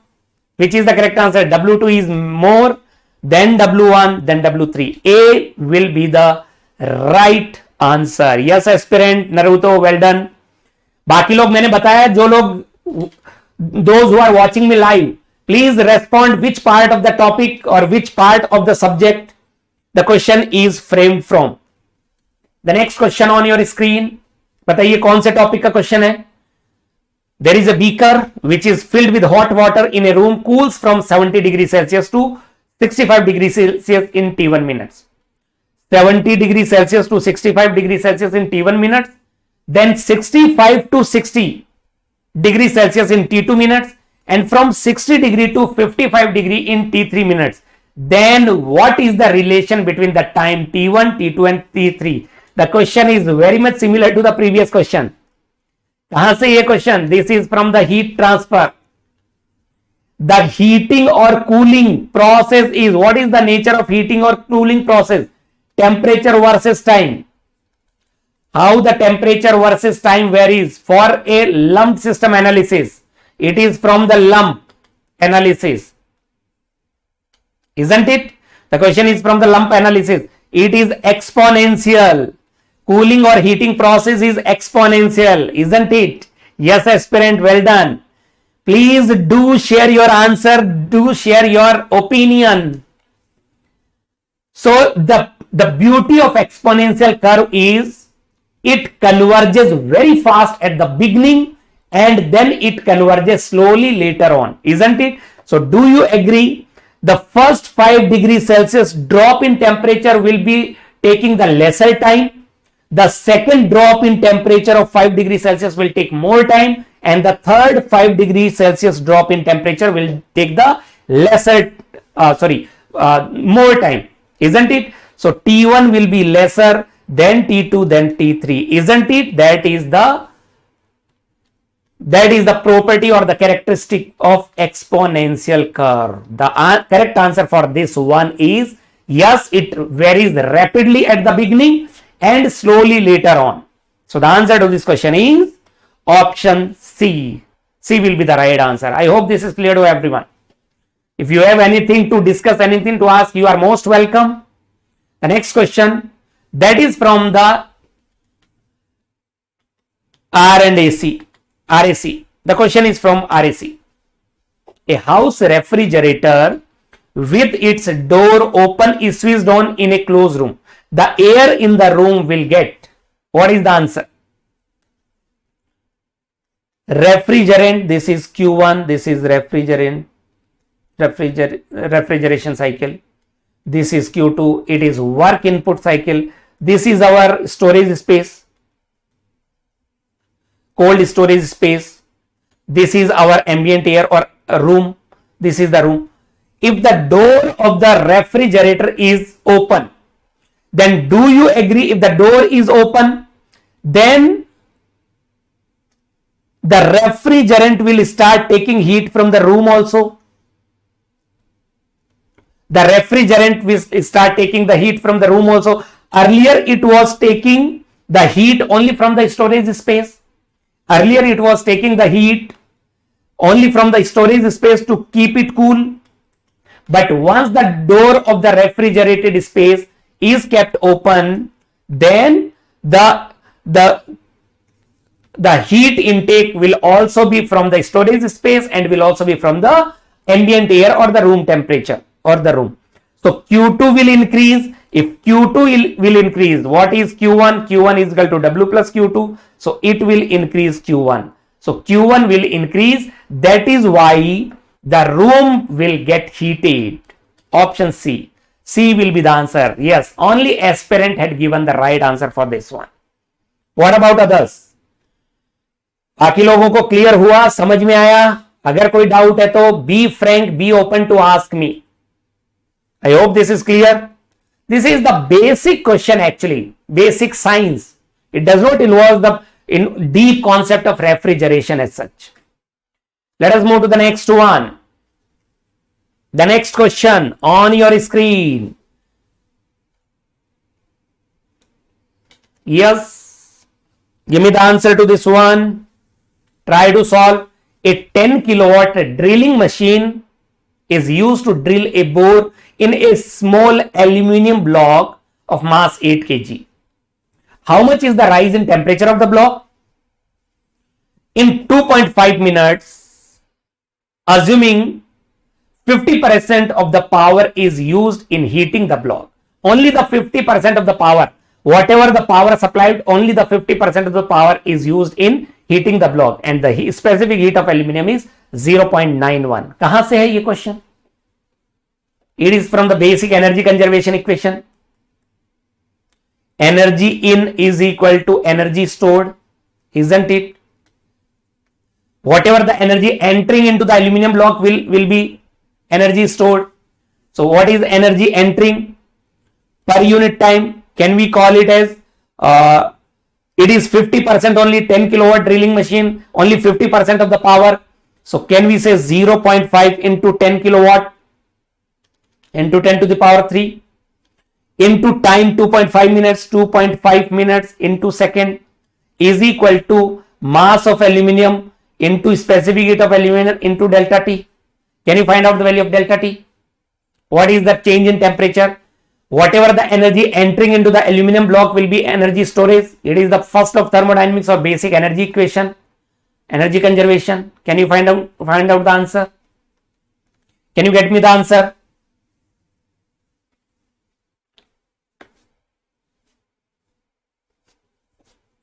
Yes, every one of you solve it. Mass of the aluminum is 8 kg.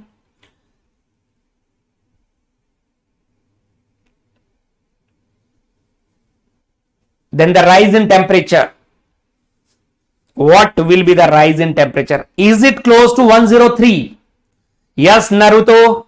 It is something around 103.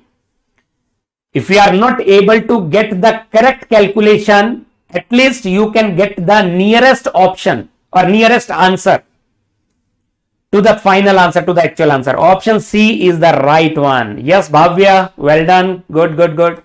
Let us move to the next one. It is very simple. The next question, simple yet beautiful. There is a ice block which is kept at minus 10 degrees Celsius, is slowly heated and converted into steam at 100 degrees Celsius. Ice is in solid form and then it is converting into vapor form.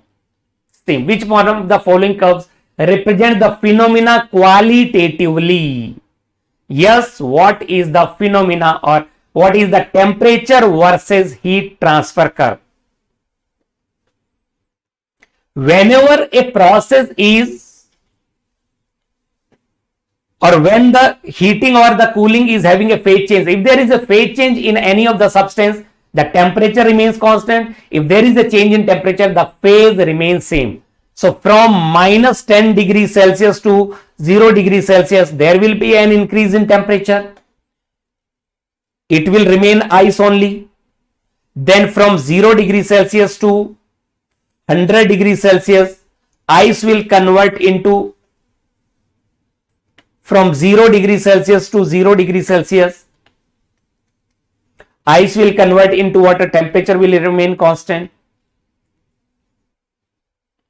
Then from 0 degrees Celsius of, it will convert into liquid, water, from 0 degrees Celsius to 100 degrees Celsius, then it will remain liquid. The temperature will further increase, and from 100 degrees Celsius to 100 degrees Celsius, the liquid will convert into vapor. So the temperature will remain constant. These will be the process. It is purely liquid. Sorry, liquid will, solid will getting converted in the, here it is purely solid, temperature will increase. Here the solid will get converted into liquid, and here it is purely liquid, and here liquid is converting into vapor. What is the correct option? What will be the correct answer for this one? Initially there is an increase in temperature, then temperature will remain constant at 0 degrees Celsius. Then there is further increase in temperature up to 100 degrees Celsius. Then the temperature will remain constant. Isn't it option A? Isn't it option A? Are you getting it or not?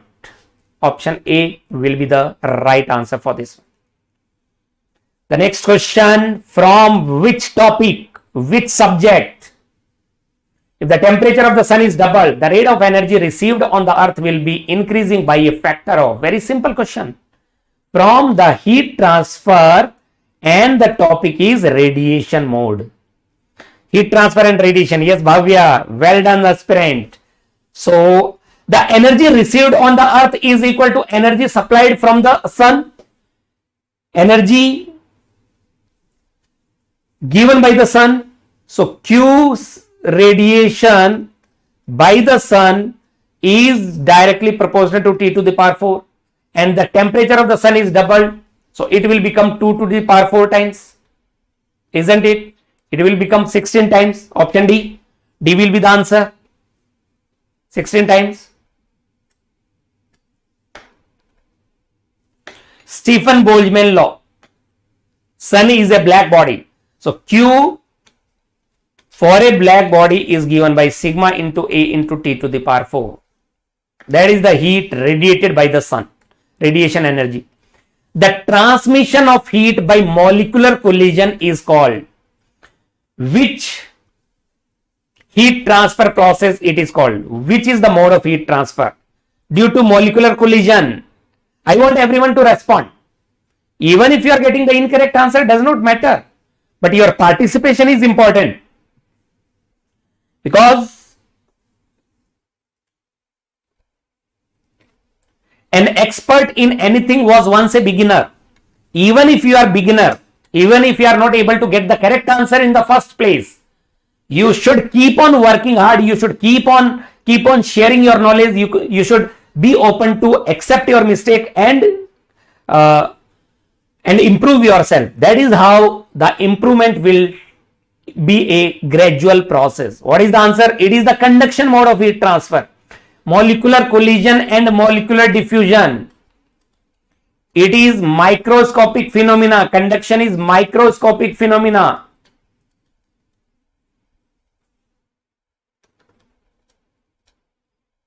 Because molecules are taking part in the transfer of heat. Lattice vibration, molecular diffusion, molecular collision. Yes. Atoms, molecules or subatomic particles, they are taking part in the conduction. So the option B is the correct answer. The next one, if the two ends of a rods of length L and radius are made of same material, it means the properties are same, are kept at the same temperature difference. It means delta T is also same. Which one of the following rods will conduct most heat per unit time? This is the rod, let us say. The heat transfer will take place due to conduction. Delta T is the temperature difference at the two ends. So Q can be written as K into A into delta T by L. What is area? Area will be equal to area which is normal to the direction of conduction, pi r square. So Q will be proportional to thermal conductivity is constant, delta T is constant. So can we say Q is directly proportional to R square by L? Q is proportional to R square by L. You can find it out which one of them will give more ratio. Here 1 square by 50, here it is 0.5 square by 22, here it is 2 square by 100, and here it is 1 square by 3. Which one of them is highest? Which one of them is highest?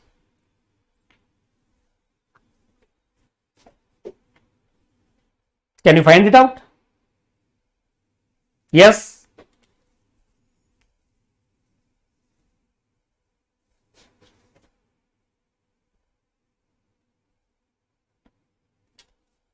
The highest is option D. Yes, 1 by 3. This is 0.33.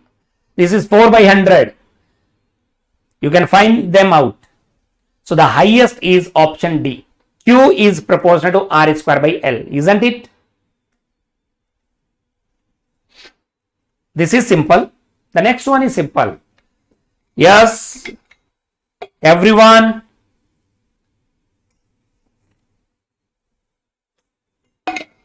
Sometimes using the reverse approach also helps to get the correct answer. In the previous question, you should check each and every option, then find out which one of them will give the highest ratio. The next question on your screen, a thermometer is based on which principle? It is based on the principle of zeroth law of thermodynamics. When a body A is in thermal equilibrium with body B and body B is in thermal equilibrium with body C separately, then A and C will also be in thermal equilibrium. The next question is from the refrigerator, or we can say from the basic thermodynamics, second law of thermodynamics. The working temperatures in evaporator and condenser coils of refrigerator are minus 25 degrees Celsius. This is the refrigerator. This is minus 25 degrees Celsius, that is T2. We can call it as plus 273 Kelvin. This is Q2. This is Q1. And what is T1? 30 degrees Celsius. 30 degrees Celsius plus 273. It will become Kelvin. And it is work input. The COP of the refrigerator is 0.85 of the maximum COP. What is the maximum COP? COP maximum is is the Carnot COP when all are reversible processes. So that is equal to T2 upon T1 minus T2, and the actual COP is 0.5. So actual COP is equal to 0.85 into T2 upon T1 minus T2 is equal to, then we can say Q2 upon, that is the refrigeration effect, upon W in. For a power input of 2 kilowatt, W is equal to 2 kilowatt given for a power input of 2 kilowatt. So if you put the values, you will get the answer 0.85 into T2. What is T2? 273 minus 25. It is 248. Divide by T1 minus T2. 30 minus 25, that is 55, is equal to refrigeration effect is unknown. W is 2 kilowatt. So we can find out refrigeration effect. Are you getting 7.6 something? Are you getting 7.665? Yes. Yes, the correct answer is 7.665. Yes, Naruto, Bhavya, aspirant, well done. Good. Very simple question. You should take care of these parameters, that the actual COP is 85% of the maximum COP. Do not equate it with maximum COP. Do not forget to multiply with 0.85. And the refrigeration effect is Q2, the amount of heat which need to be extracted from the storage space in order to maintain that lower temperature. That is called as refrigeration effect. And the unit of refrigeration effect is ton. And 1 ton is equal to 3.5 kilowatt. Isn't it? Sometimes the unit can be given as in terms of ton. The next one, beautiful question. But you should tell me from which topic this question is framed. This is question number 11. This is question number 11. There is a mercury thermometer was first placed in a melting ice. What is the temperature of melting ice? 0 degrees Celsius. And the length of mercury column was observed to be 10 mm. When it was placed in steam, what is the temperature of steam? 100 degrees Celsius. The length of the column was 250 mm. When placed in the tap water, the length of the column was 58 mm. What is the temperature of the tap water? You need to find out the temperature of the tap water. Aspirant किसका answer दिया आपने? अच्छा, kilo joule पर minute में बताया आपने.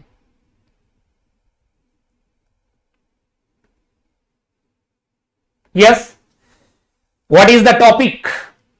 The topic is basic thermodynamics, 0th law.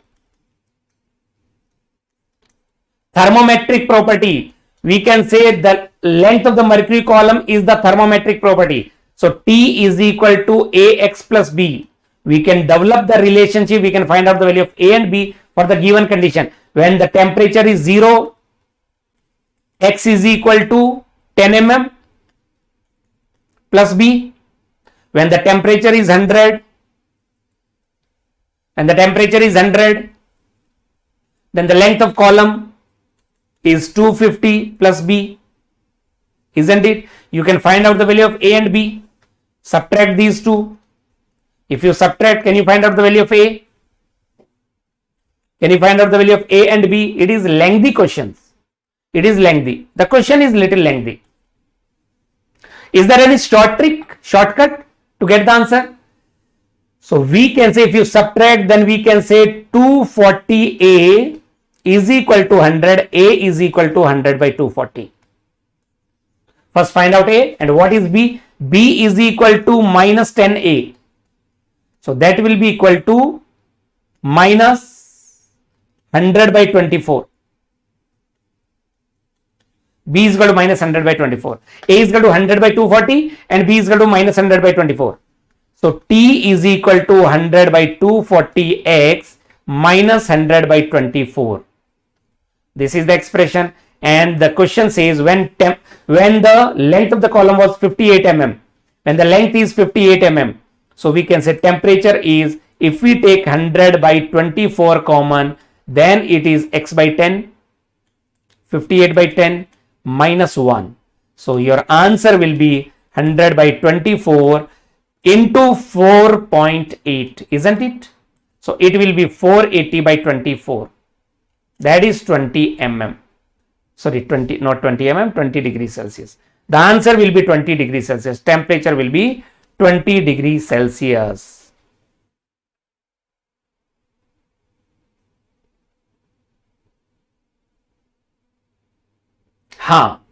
That is the shortcut. Yes, aspirant, well done. Correct. Because it is a linear function. Because it is a linear function, temperature is a linear function of length. Then we can say the slope will remain constant.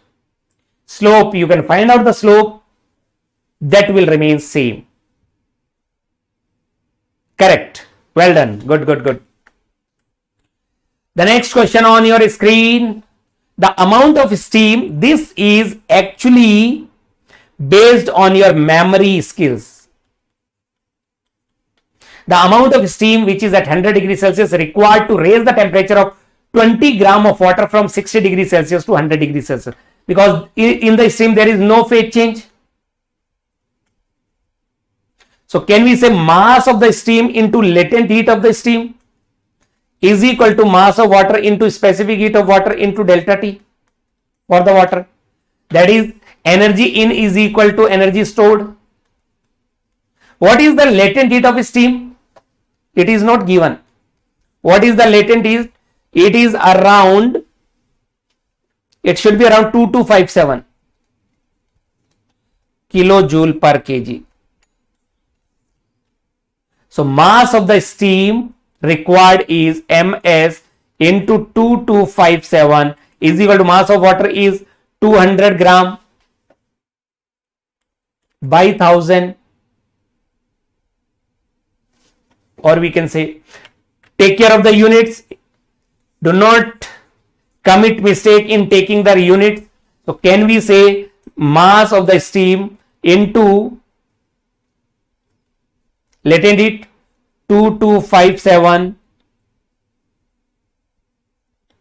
kilojoule per kg is equal to mass of water. What is mass of water? That is 200 gram. Then Cp 4.18 into delta T. 4.18 is in kilojoule per kg Kelvin and delta T is 100 minus 60. That is 40. That will give you the mass of steam. Can you find out mass of steam? Yes. Do the calculation and get me the answer. If you remember this, then only you will be able to solve the question. बताइए.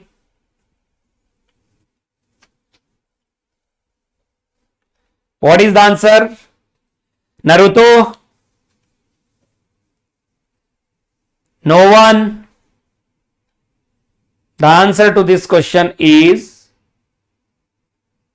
14.816 gram. 14.816 gram. Option D will be the right answer for this one. Option D is the correct answer, isn't it?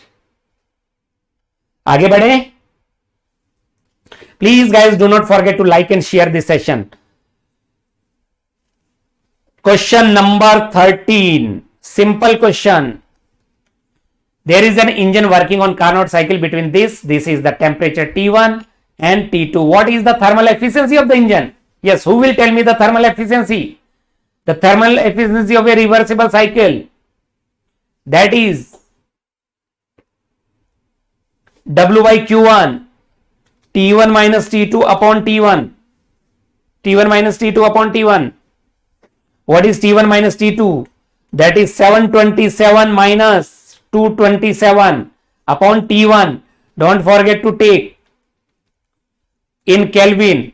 Difference you can either take in Kelvin or degree Celsius. It does not matter. Difference आप Kelvin में ले या Celsius में ले, it does not matter. But the temperature has to be in Kelvin. T1 has to be in Kelvin. So what is the thermal efficiency? That is 500 upon 1000. That is 50%. Option A. Well done. What about others? Baki log. Why you guys do not participate? Are you afraid of committing mistake? क्या गलती होने का डर है? अगर ऐसी बात है तो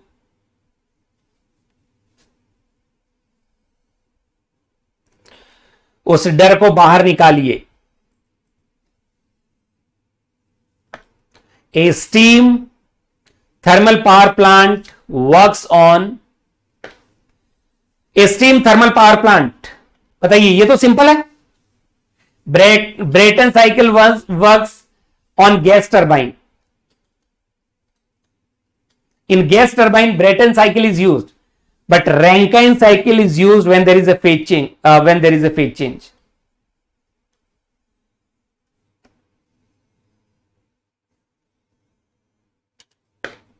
right? So the Rankine cycle will be the correct answer for this one.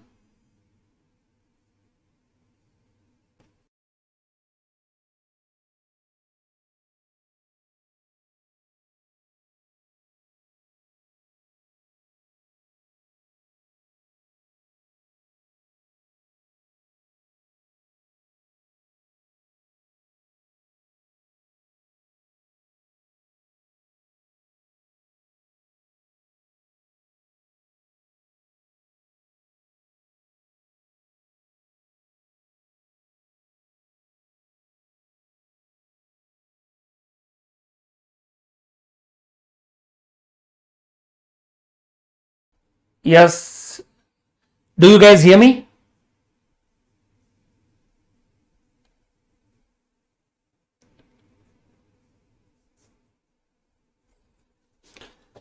What parameter will remain constant in a throttling process? It is very simple.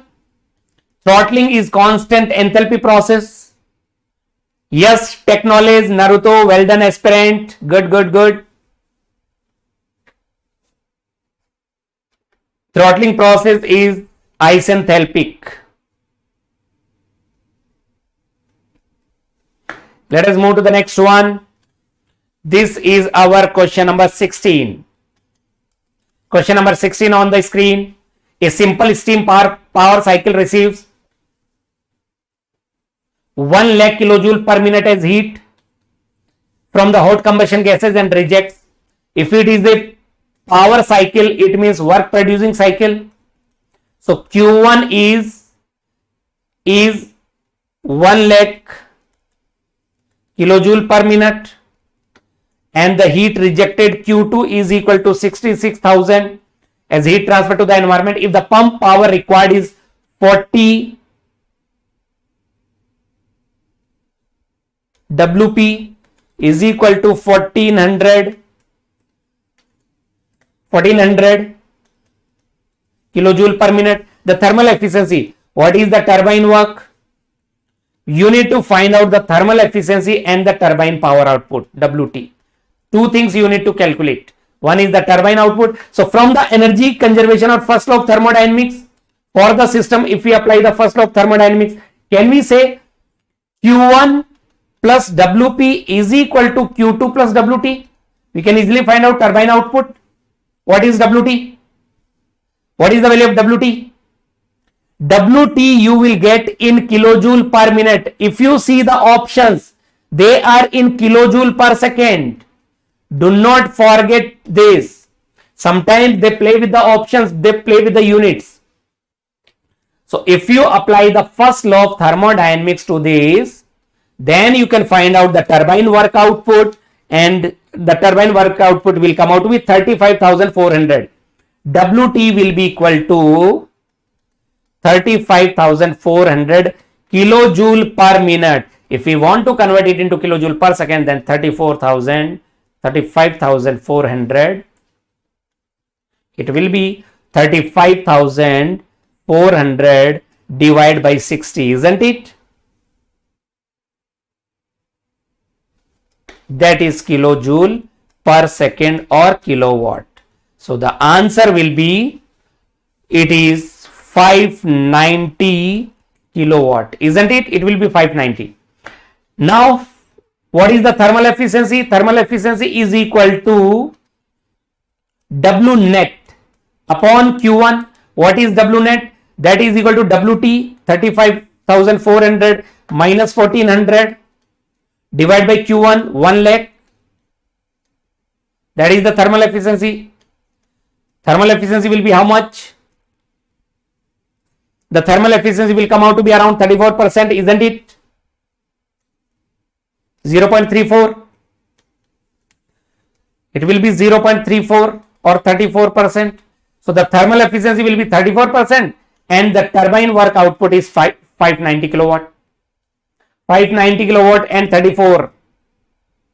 B is the answer. It is B. Yes, it will not be D. 34% and 590 kilowatt. Isn't it?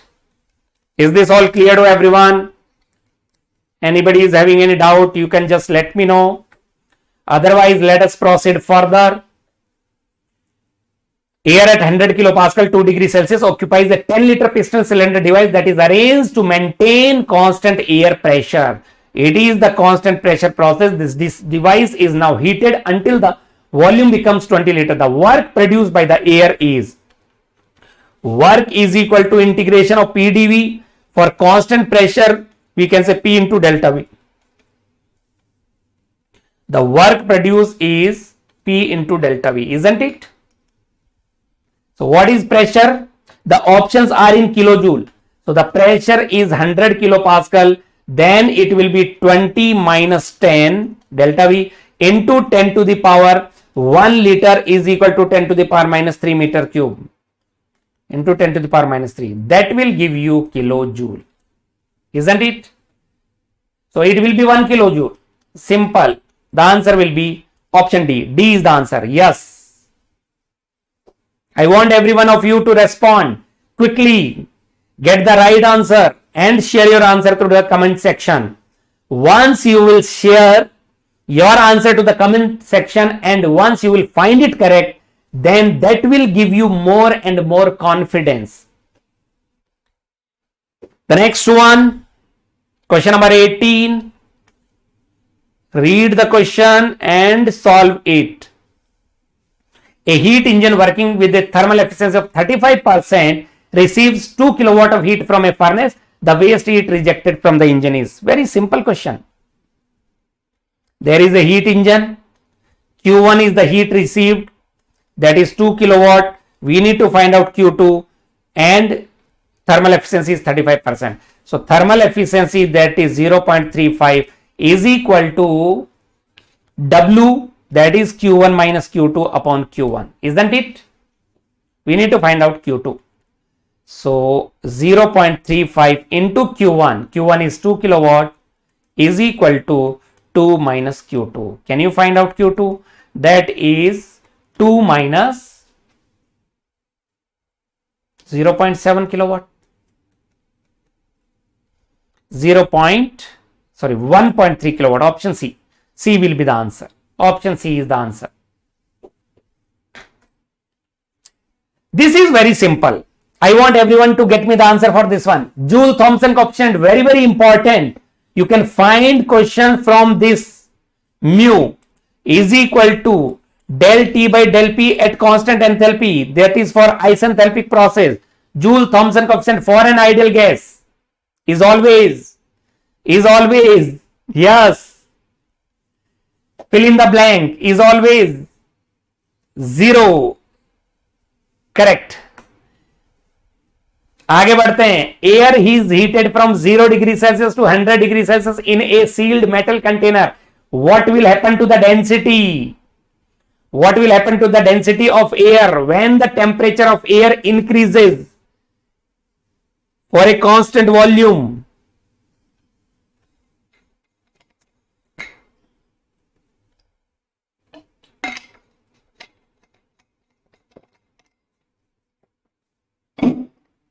What is the answer? As the temperature increases, density of a gas decreases. Density is inversely proportional to temperature. So the density of the air will decrease slightly. There is a slight decrease in the density at higher temperature. If there is an increase in pressure, density of the gas will also increase. By increasing the pressure, density will increase. By increasing the temperature, density will decrease slightly. Yes, The next one is from the psychrometric chart. Air conditioning. If a certain mass of moist air in an airtight vessel is heated, yes, aspirant, at higher temperature the molecules move away from each other. If a certain mass of moist air in an airtight vessel is heated to a higher temperature, if we draw psychrometric chart, this is how it looks like. Here it is the specific humidity, here it is the dry bulb temperature, and this is saturation curve. Phi is equal to 1 or 100%. Relative humidity is 100%. Now the air is heated. It means at constant temperature, air is heated to a higher temperature. If the temperature increases, it means there will be a change in phase.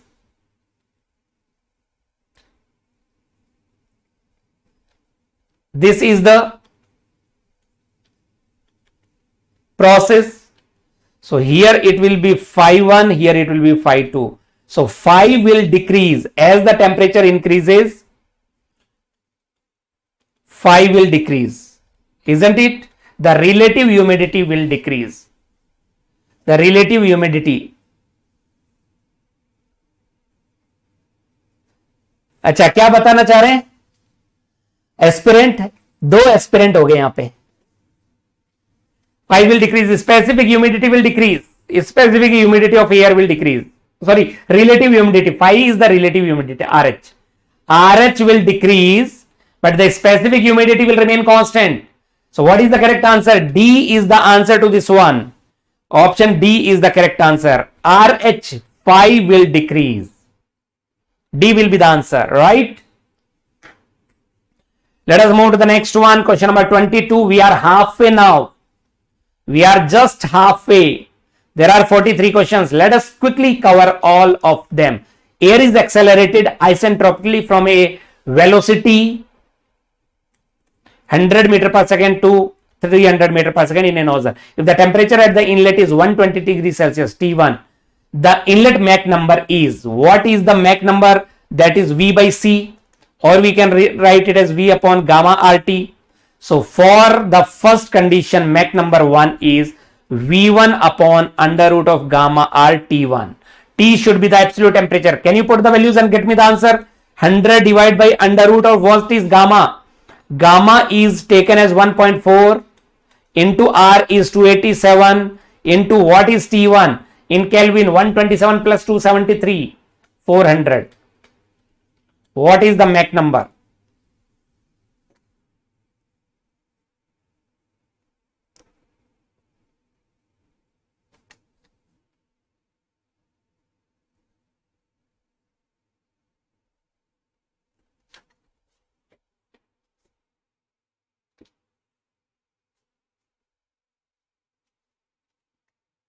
Yes, what is the answer?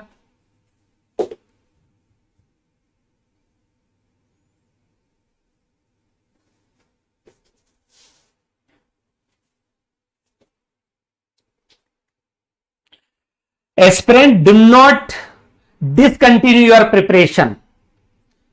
Even if you will not be getting the government job because of the case, you might end up getting a good job in a private sector as well. But your preparation should not discontinue. You should not discontinue your preparation. You should continue doing your preparation.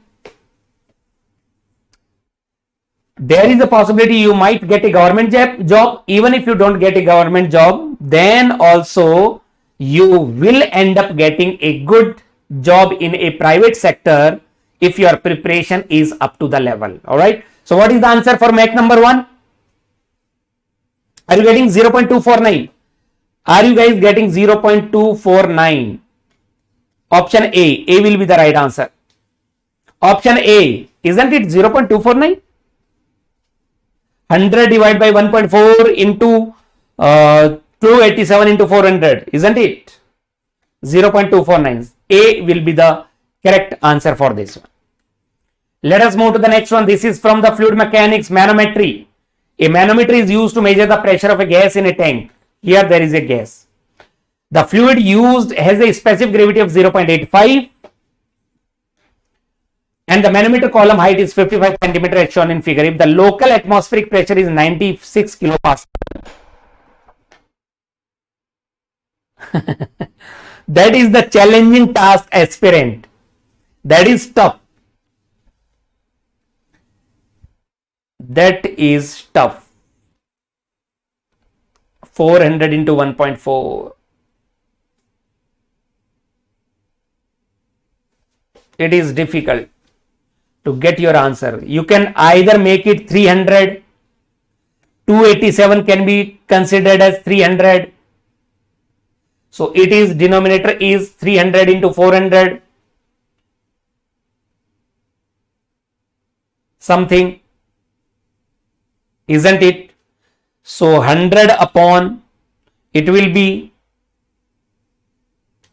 100 into under root of 12.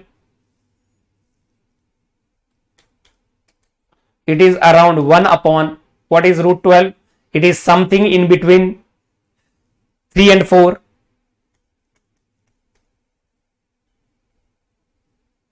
It is something in between 3 and 4. So it is something in between 0.33 to 0.25. It is something between 0.33 to 0.25, isn't it? That is how you can get the answer. So it is neither 0.33, it is not 0.33, it is not more than 0.33. This is how you can rule out. This is how you can rule out the options and you can get the nearest correct answer. So the next one, question number, this is question number 23. Question number 23, a manometer is used to measure the pressure of a gas in the tank. It is having the specific gravity. The column height is 55 centimeter, the local atmospheric pressure. What is the absolute pressure in the tank? P absolute. Do you agree, because it is a gas, we can assume the pressure here to be P absolute. And this point will also have the same pressure according to Pascal law. So can we say P absolute is equal to P atm, here the pressure is P atm, plus rho of manometric fluid into G into 55 centimeter, 0.55 meter.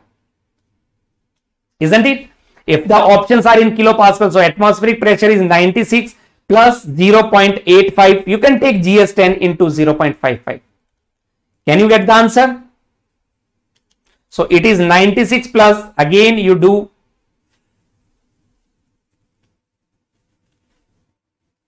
so if you assume it as 0.5, a slight assumption may get you the answer nearest to the correct answer. So it is 0.5 into 10, that is 5 into 0.85.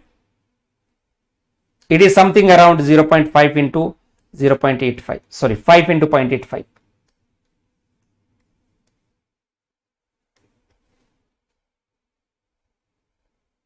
It is not 850. It is not 850. It is 5 into 0.85. 4.25. It is something around 4.25, isn't it? It is 4.25. So 96 plus 4. So it is 100 point something. The answer will be 100 point something. 3. 100.6. The answer will be 100 point something. Isn't it? Let us move to the next one. This is beautiful. Sometimes there is no need to do the calculation at the initial stage. If you can develop a mathematical relationship and finally put the values, then also it becomes simple. A crane is used to lower the weights into the sea. Sea water density is given for an underwater construction project. What is the percentage reduction in the tension in the rope of the crane? So initial tension is T1, final tension is T2 upon T1 into 100. That is the question. T1 is the initial tension. For the rectangular block, concrete block, density is 300 kg per meter cube when it is completely immersed in water. Second stage is when it is completely immersed in water. to the tension in the rope when it is suspended in air. When it was suspended in air, the block was suspended in air, then weight of the block is equal to tension T1. T1 is equal to W. And when it is suspended in water, the weight is acting in downward direction. There is a bind force by water acting in upward direction and tension T2. So T2 is equal to W minus FB, isn't it? T1 is equal to W and T2 is equal to W minus FB. So we can write it as 1 minus T2 by T1 into 100.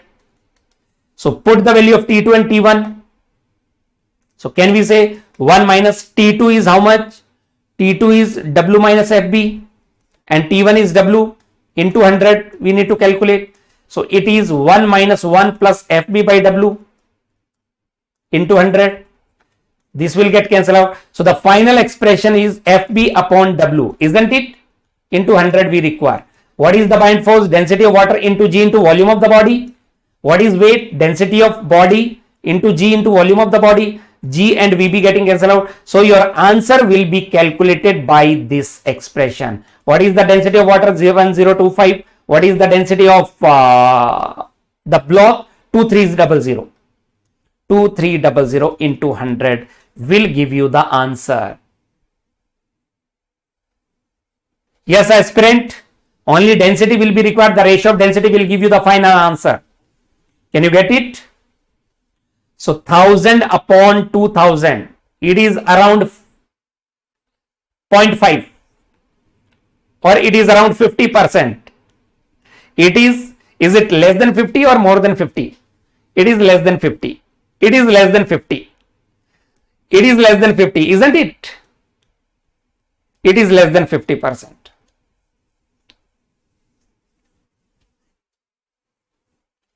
If it would have been 2050, then it would have been 50%, but it is 2300, so it is less than 50%. So option A will be the right answer. That is how you can get the answer without any calculation, right? The next one, the next question, 25th, question number 25. बताइए बाकी लोग कहां चले गए? A steady incompressible two-dimensional velocity field is given by this expression. Here it is U, here it is V. The number of stagnation points there in the flow field. What is the stagnation point when U is equal to V is equal to 0? So 0.5 plus 0.8x is equal to 0. One equation. 1.5 minus 0.8y is equal to 0. There are two equations, or we can get the value of x, we can get the value of y. So that is a single point. The value of x and y will make a single point. One value of x will we obtain, one value of y we will obtain. So there will be one single point. U and v should be 0 simultaneously. Isn't it? U and v must be 0 simultaneously. That is the point called stagnation point. So for the simultaneous equation to be correct, we will get only one point, one value for x and one value for y. That is, the number of stagnation point will be one only. The next question is from the pitot tube. Simple Bernoulli equation. A piezometer. This is P1 by rho g. Static pressure head, and the pitot tube that will give rise to P2 by rho g. The velocity of water at the center of the pipe is, what is the velocity of the water? Can we say velocity of the water, or V square by 2g is equal to P2 by rho g minus P1 by rho g? That is equal to 12 centimeter. So V is equal to under root of 2 into g into 12 centimeter. That is 0.12 meter. 2 into 10 into 0.12. That is the velocity. How much is that? 1.2 into 2, 2.4. That is under root of 2.4.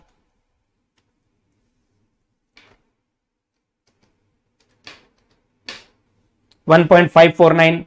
It is around 1.55.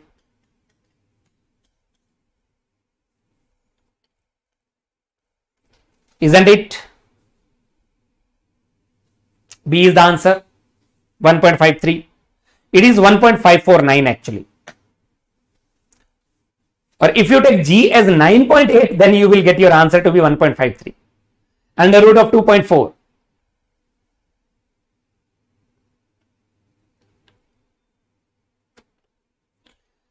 This is very, very simple. Who will get me the answer for this one? Only aspirant is giving the answer for each and every question. Where is Naruto? No one. Vinod. Are you guys there? The pressure difference between the inside and outside of a liquid drop of diameter d due to surface tension. What is the answer to this one? What is the answer to this one? It is the liquid drop. For a liquid drop, 4 sigma by d. For a bubble, soap bubble, it is 8 sigma by d. For a liquid jet, it is 2 sigma by d. That is the pressure difference. So option A is the right answer. The next one, from the kinematics, stream function is given by this expression. The resultant velocity, we can say u is equal to del psi by del y. What is del psi by del y? That is minus 3. V is equal to minus del psi by del x. That is equal to minus 4. So the magnitude of velocity is equal to under root of u square plus v square. That is under root of minus 3 square plus minus 4 square. So it is under root of 25. 5 meter per second. It is 5 meter per second. 5 units per second. Option D. For an orifice meter, what is the coefficient of discharge? The coefficient of discharge lies for an orifice meter, it lies between 0.62 to 0.65. That is memory based question. It is the memory based. The next one, the hydraulic diameter. This is question number 30. The hydraulic diameter of a rectangular duct. Do you guys remember earlier we had a question, similar type of question for an open channel. But here it is the duct. What is the correct answer? 4A by P. In the previous question, when it was an open channel, the perimeter was used to be the P is the wetted perimeter. But here it is the duct. So the perimeter will be 4 into AB upon twice of A plus B. That will be for a duct. This will be the answer. This is for channel. This was the answer for the channel in the previous year paper.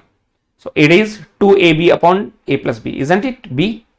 B is the answer. B will be the correct answer. So we are running another series, last 5-year GATE questions, and today at 5 p.m. I will be discussing the question for FM from 2020 to 2021. I had a session yesterday also for questions from 2019 and 20, and today we will discuss on the YouTube the questions from 2020 and Acha. ESC mains you are talking about, aspirant, or ESC pre? Are you talking about mains or pre? The next one, a flat plate of length 1 meter and width 50 centimeter is placed in an air stream at 30 degrees Celsius, blowing parallel to it. The convective heat transfer coefficient is 30, that is H. Area can be calculated, this is length into width. The heat transfer rate if the plate is maintained at the temperature of, this is Ts, surface temperature, this is T infinity. So Q is directly formula based, Q into As into delta T.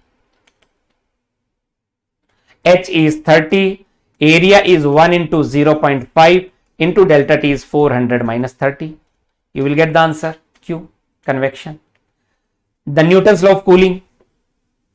Using the Newton's law of cooling, can you find it out? Yes. The options are in kilowatt.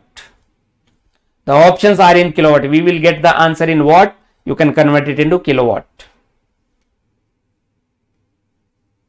Are you getting 5.55 something? Option A.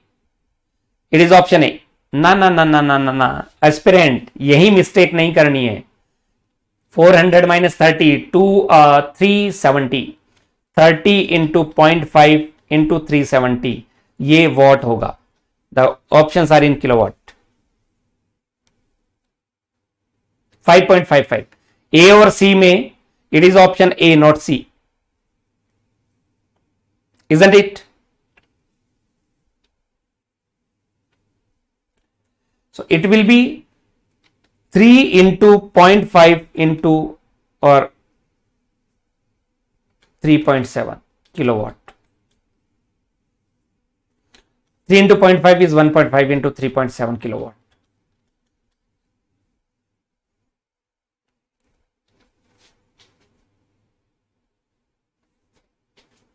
One 1.5 into 3.7. It is 5.55 kilowatt, right? Let us move to the next one. The question number is 32. Question number 32 is the correct answer. Yes, it is required to insulate a kitchen oven with cork board. Thermal conductivity is given so that the heat losses from the oven does not exceed 400 watt per meter square. That is Q dash. When the inner surface of the oven is at 25 degrees Celsius, let me call it as T1, and the outer surface is T2, the thickness of the insulation, so we can say Q dash is equal to K into delta T by L. The question is to find out L. L is equal to K 0.043 into delta T, that is 225 minus 40 upon Q dash, that is 400 in meter. Your answer should be in centimeter. Can you get it? So it will be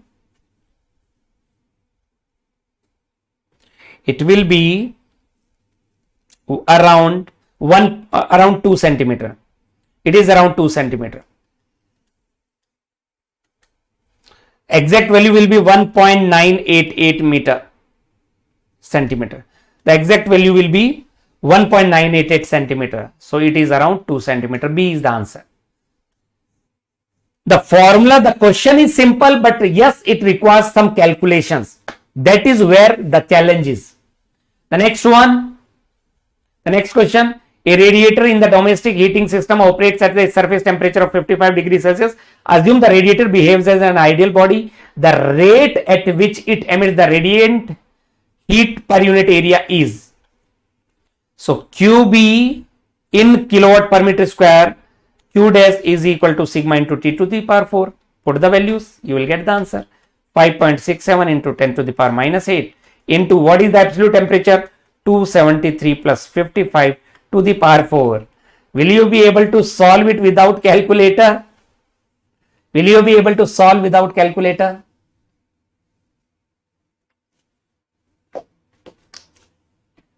That is Stephen Boltzmann law. So 0.66. Your answer should be close to 0.66 kilowatt per meter square. What is a gray body? Can you find out the answer to this one? This is question number 34. So 9-10 questions more, then it will get over.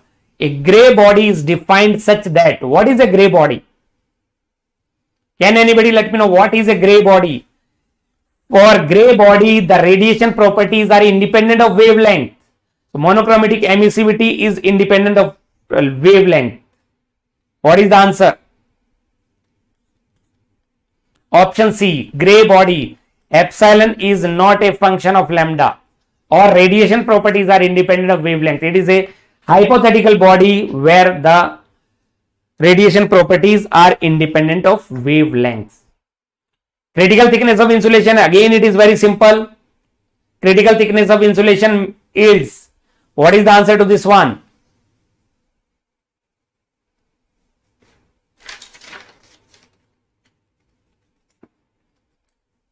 Critical thickness of insulation.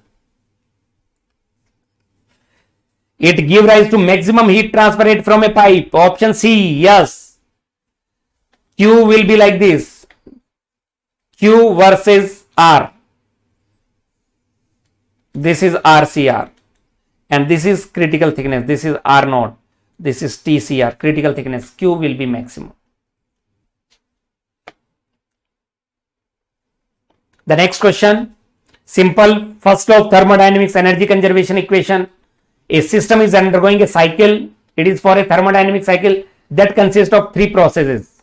During the first process, so can we say for a cycle, first law, if we apply for a cycle, can we say sigma q is equal to sigma w? Isn't it?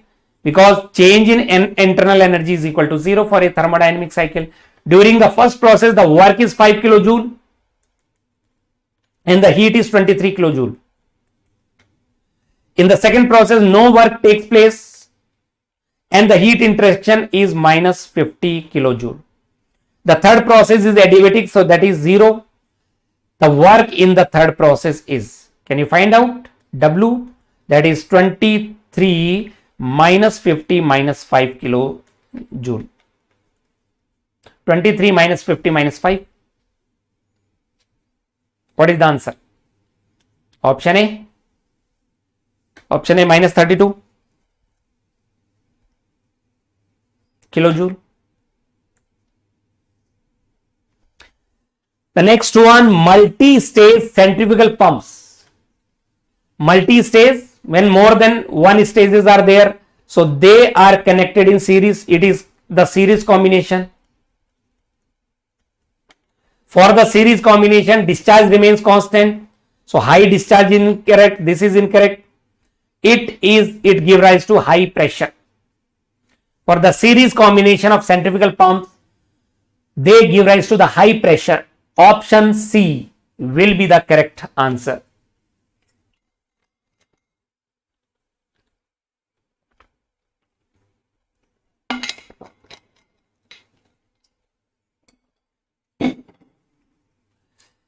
C will be the answer.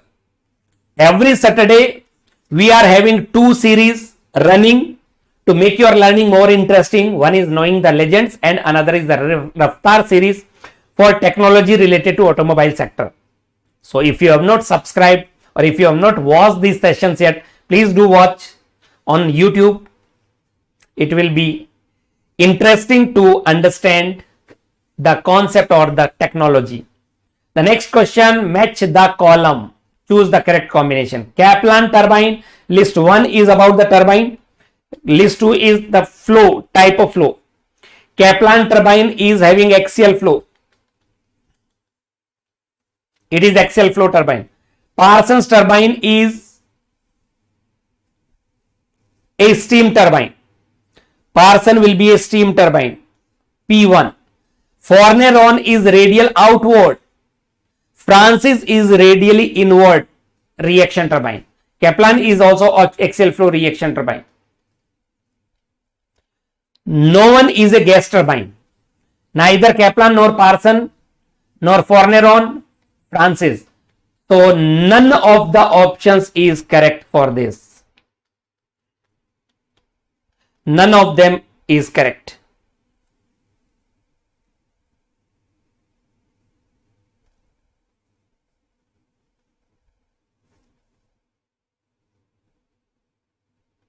None of the options is correct. Which one of the following pressure gauge is generally used for the calibration of other pressure measuring gauges? It is the dead weight pressure gauge. That is the fact based question. The dead weight pressure gauge is used for the calibration of other pressure measuring devices. Option C will be the answer. So this was question number 39. Four more questions I am having.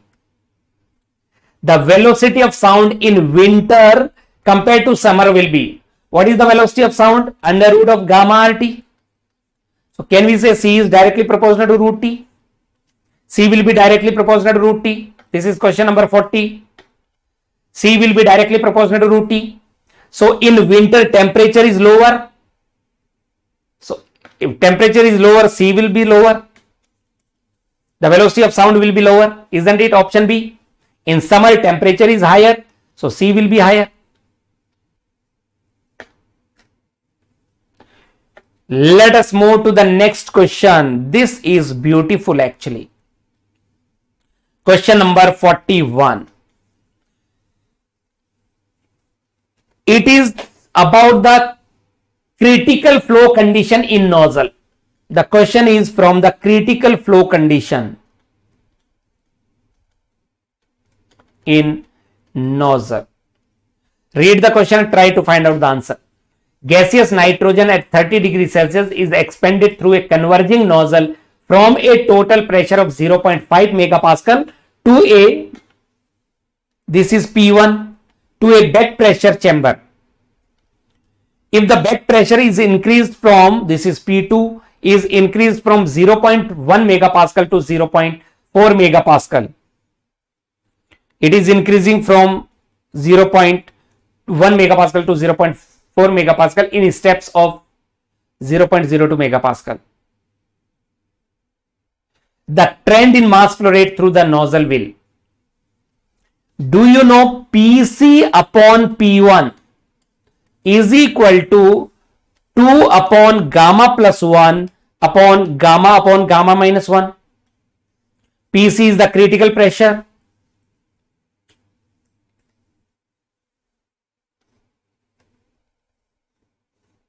Pc is the critical pressure. And P1 is the inlet pressure. So we can find out critical pressure. What is Pc? What is P1? P1 is 0.5. Can we calculate Pc is equal to 0.5, 2 upon gamma plus 1, that is 1 plus 1.4, upon gamma, that is 1.4, upon gamma minus 1, that is 0.4 megapascal. So the critical pressure will be, the value of critical pressure will be 0.264 megapascal. So from 0.1, if P2 increases from 0.1 megapascal to 0.264 megapascal, the mass flow rate per unit area is constant because P2 is less than Pc, because P2 is less than Pc. So the mass flow rate will remain constant. If we draw the curve for the mass flow rate to the pressure P2, that mass flow rate per unit area. So the curve is, theoretically it should have been like this, but if it is, this is Pc, this is Pc, and actually when P2 is less than Pc, then it is having constant mass flow rate. The curve will be something like this. And if P2 is greater than Pc, then the mass flow rate will decrease, isn't it? So from 0.1 to 0.264 megapascal, it will remain constant. From 0.264 megapascal to 0.4 megapascal. 0.4 megapascal mass flow rate per unit area will decrease, isn't it? So it will remain constant till a point and then gradually decrease. C will be the answer to this one. The question is from the critical flow condition in nozzle.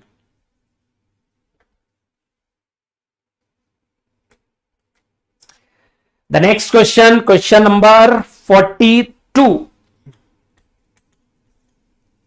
We will share the PDF of this session to our Telegram group. If you have not joined my Telegram group yet, please do join me. That is Mechanical by Chandrasekhar. Again, the question is related to the previous expression only. It is from the compressible flow.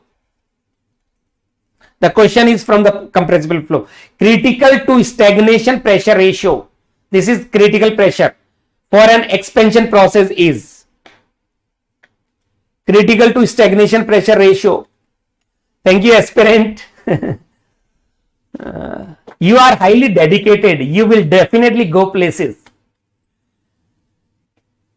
If you are doing the hard work with your full dedication and full honesty, then nobody can stop you from getting the success. Look, critical to stagnation pressure ratio P star by P naught for an expansion process. So for a process or stagnation properties, about the stagnation properties, we should know T naught by 2T is equal to 1 plus gamma minus 1 by 2 into m square. This is T naught is O for stagnation point. T naught is the stagnation temperature. T naught is the stagnation temperature. So this is our expression between the stagnation temperature and the actual temperature.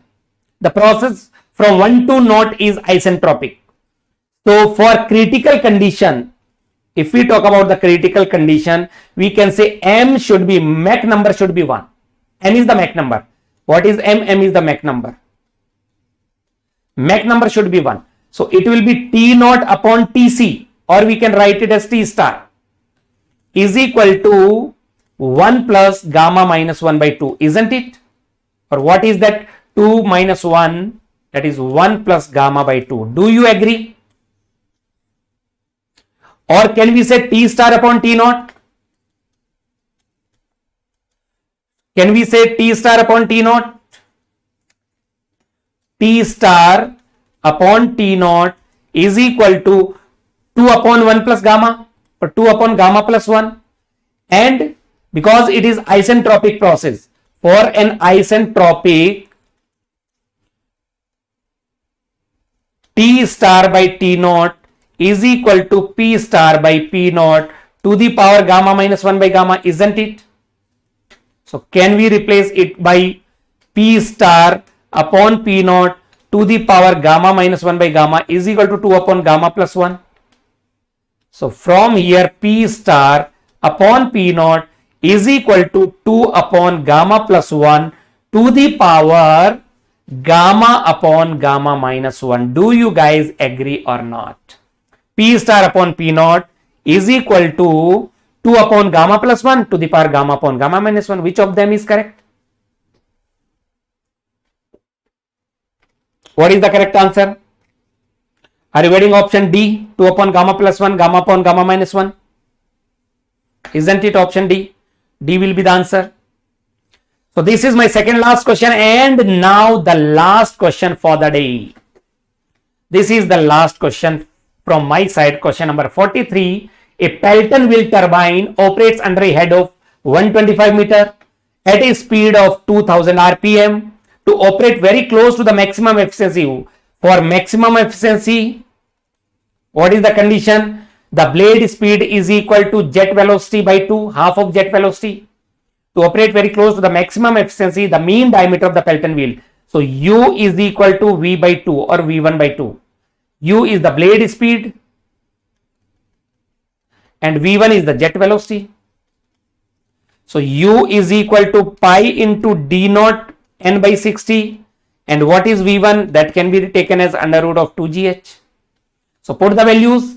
Pi into D naught is unknown. What is n? 2000 upon 60 is equal to 1 by 2 under root 2 into 10 into 125. So you can easily find out the value of D naught. That is the value of the mean diameter of the Pelton wheel. U is equal to V by 2. That is the concept. And V is equal to root 2gh. CV into root 2gh actually. Coefficient of velocity into root 2gh. But CV is not given. So we can assume it as 1. So the answer for D naught will come out to be around 23.8. Your answer should be around 23.8 centimeters. So the closest answer will be option A. All right. So that completes my part. If you have not joined me on the Telegram group, please do join me. That is Mechanical by Chandrasekhar. And you can connect with me through the mail ID as well. So we will bring more such session and we will share the PDF also of this session. So stay connected and keep preparing with your full dedication and hard work, right? We are there to help you out in every possible way. Thank you guys. Thank you for joining in, for staying till the end of the session. It started at 11 and it is completing at 2 o'clock. So 3 hours for staying there for the last 3 hours. It requires high dedication, high motivation. So keep it up and do your hard work with your full enthusiasm. Take care. See you in the next session. Till then, and today at 5 p.m. do join me today at 5 p.m. for FMPYQs on YouTube, and at 7 p.m. do join me for ISRO PYQs on app. So these are the sessions, free sessions I am going to take today evening. All right. Thank you guys. Thank you very much. Jai Hind.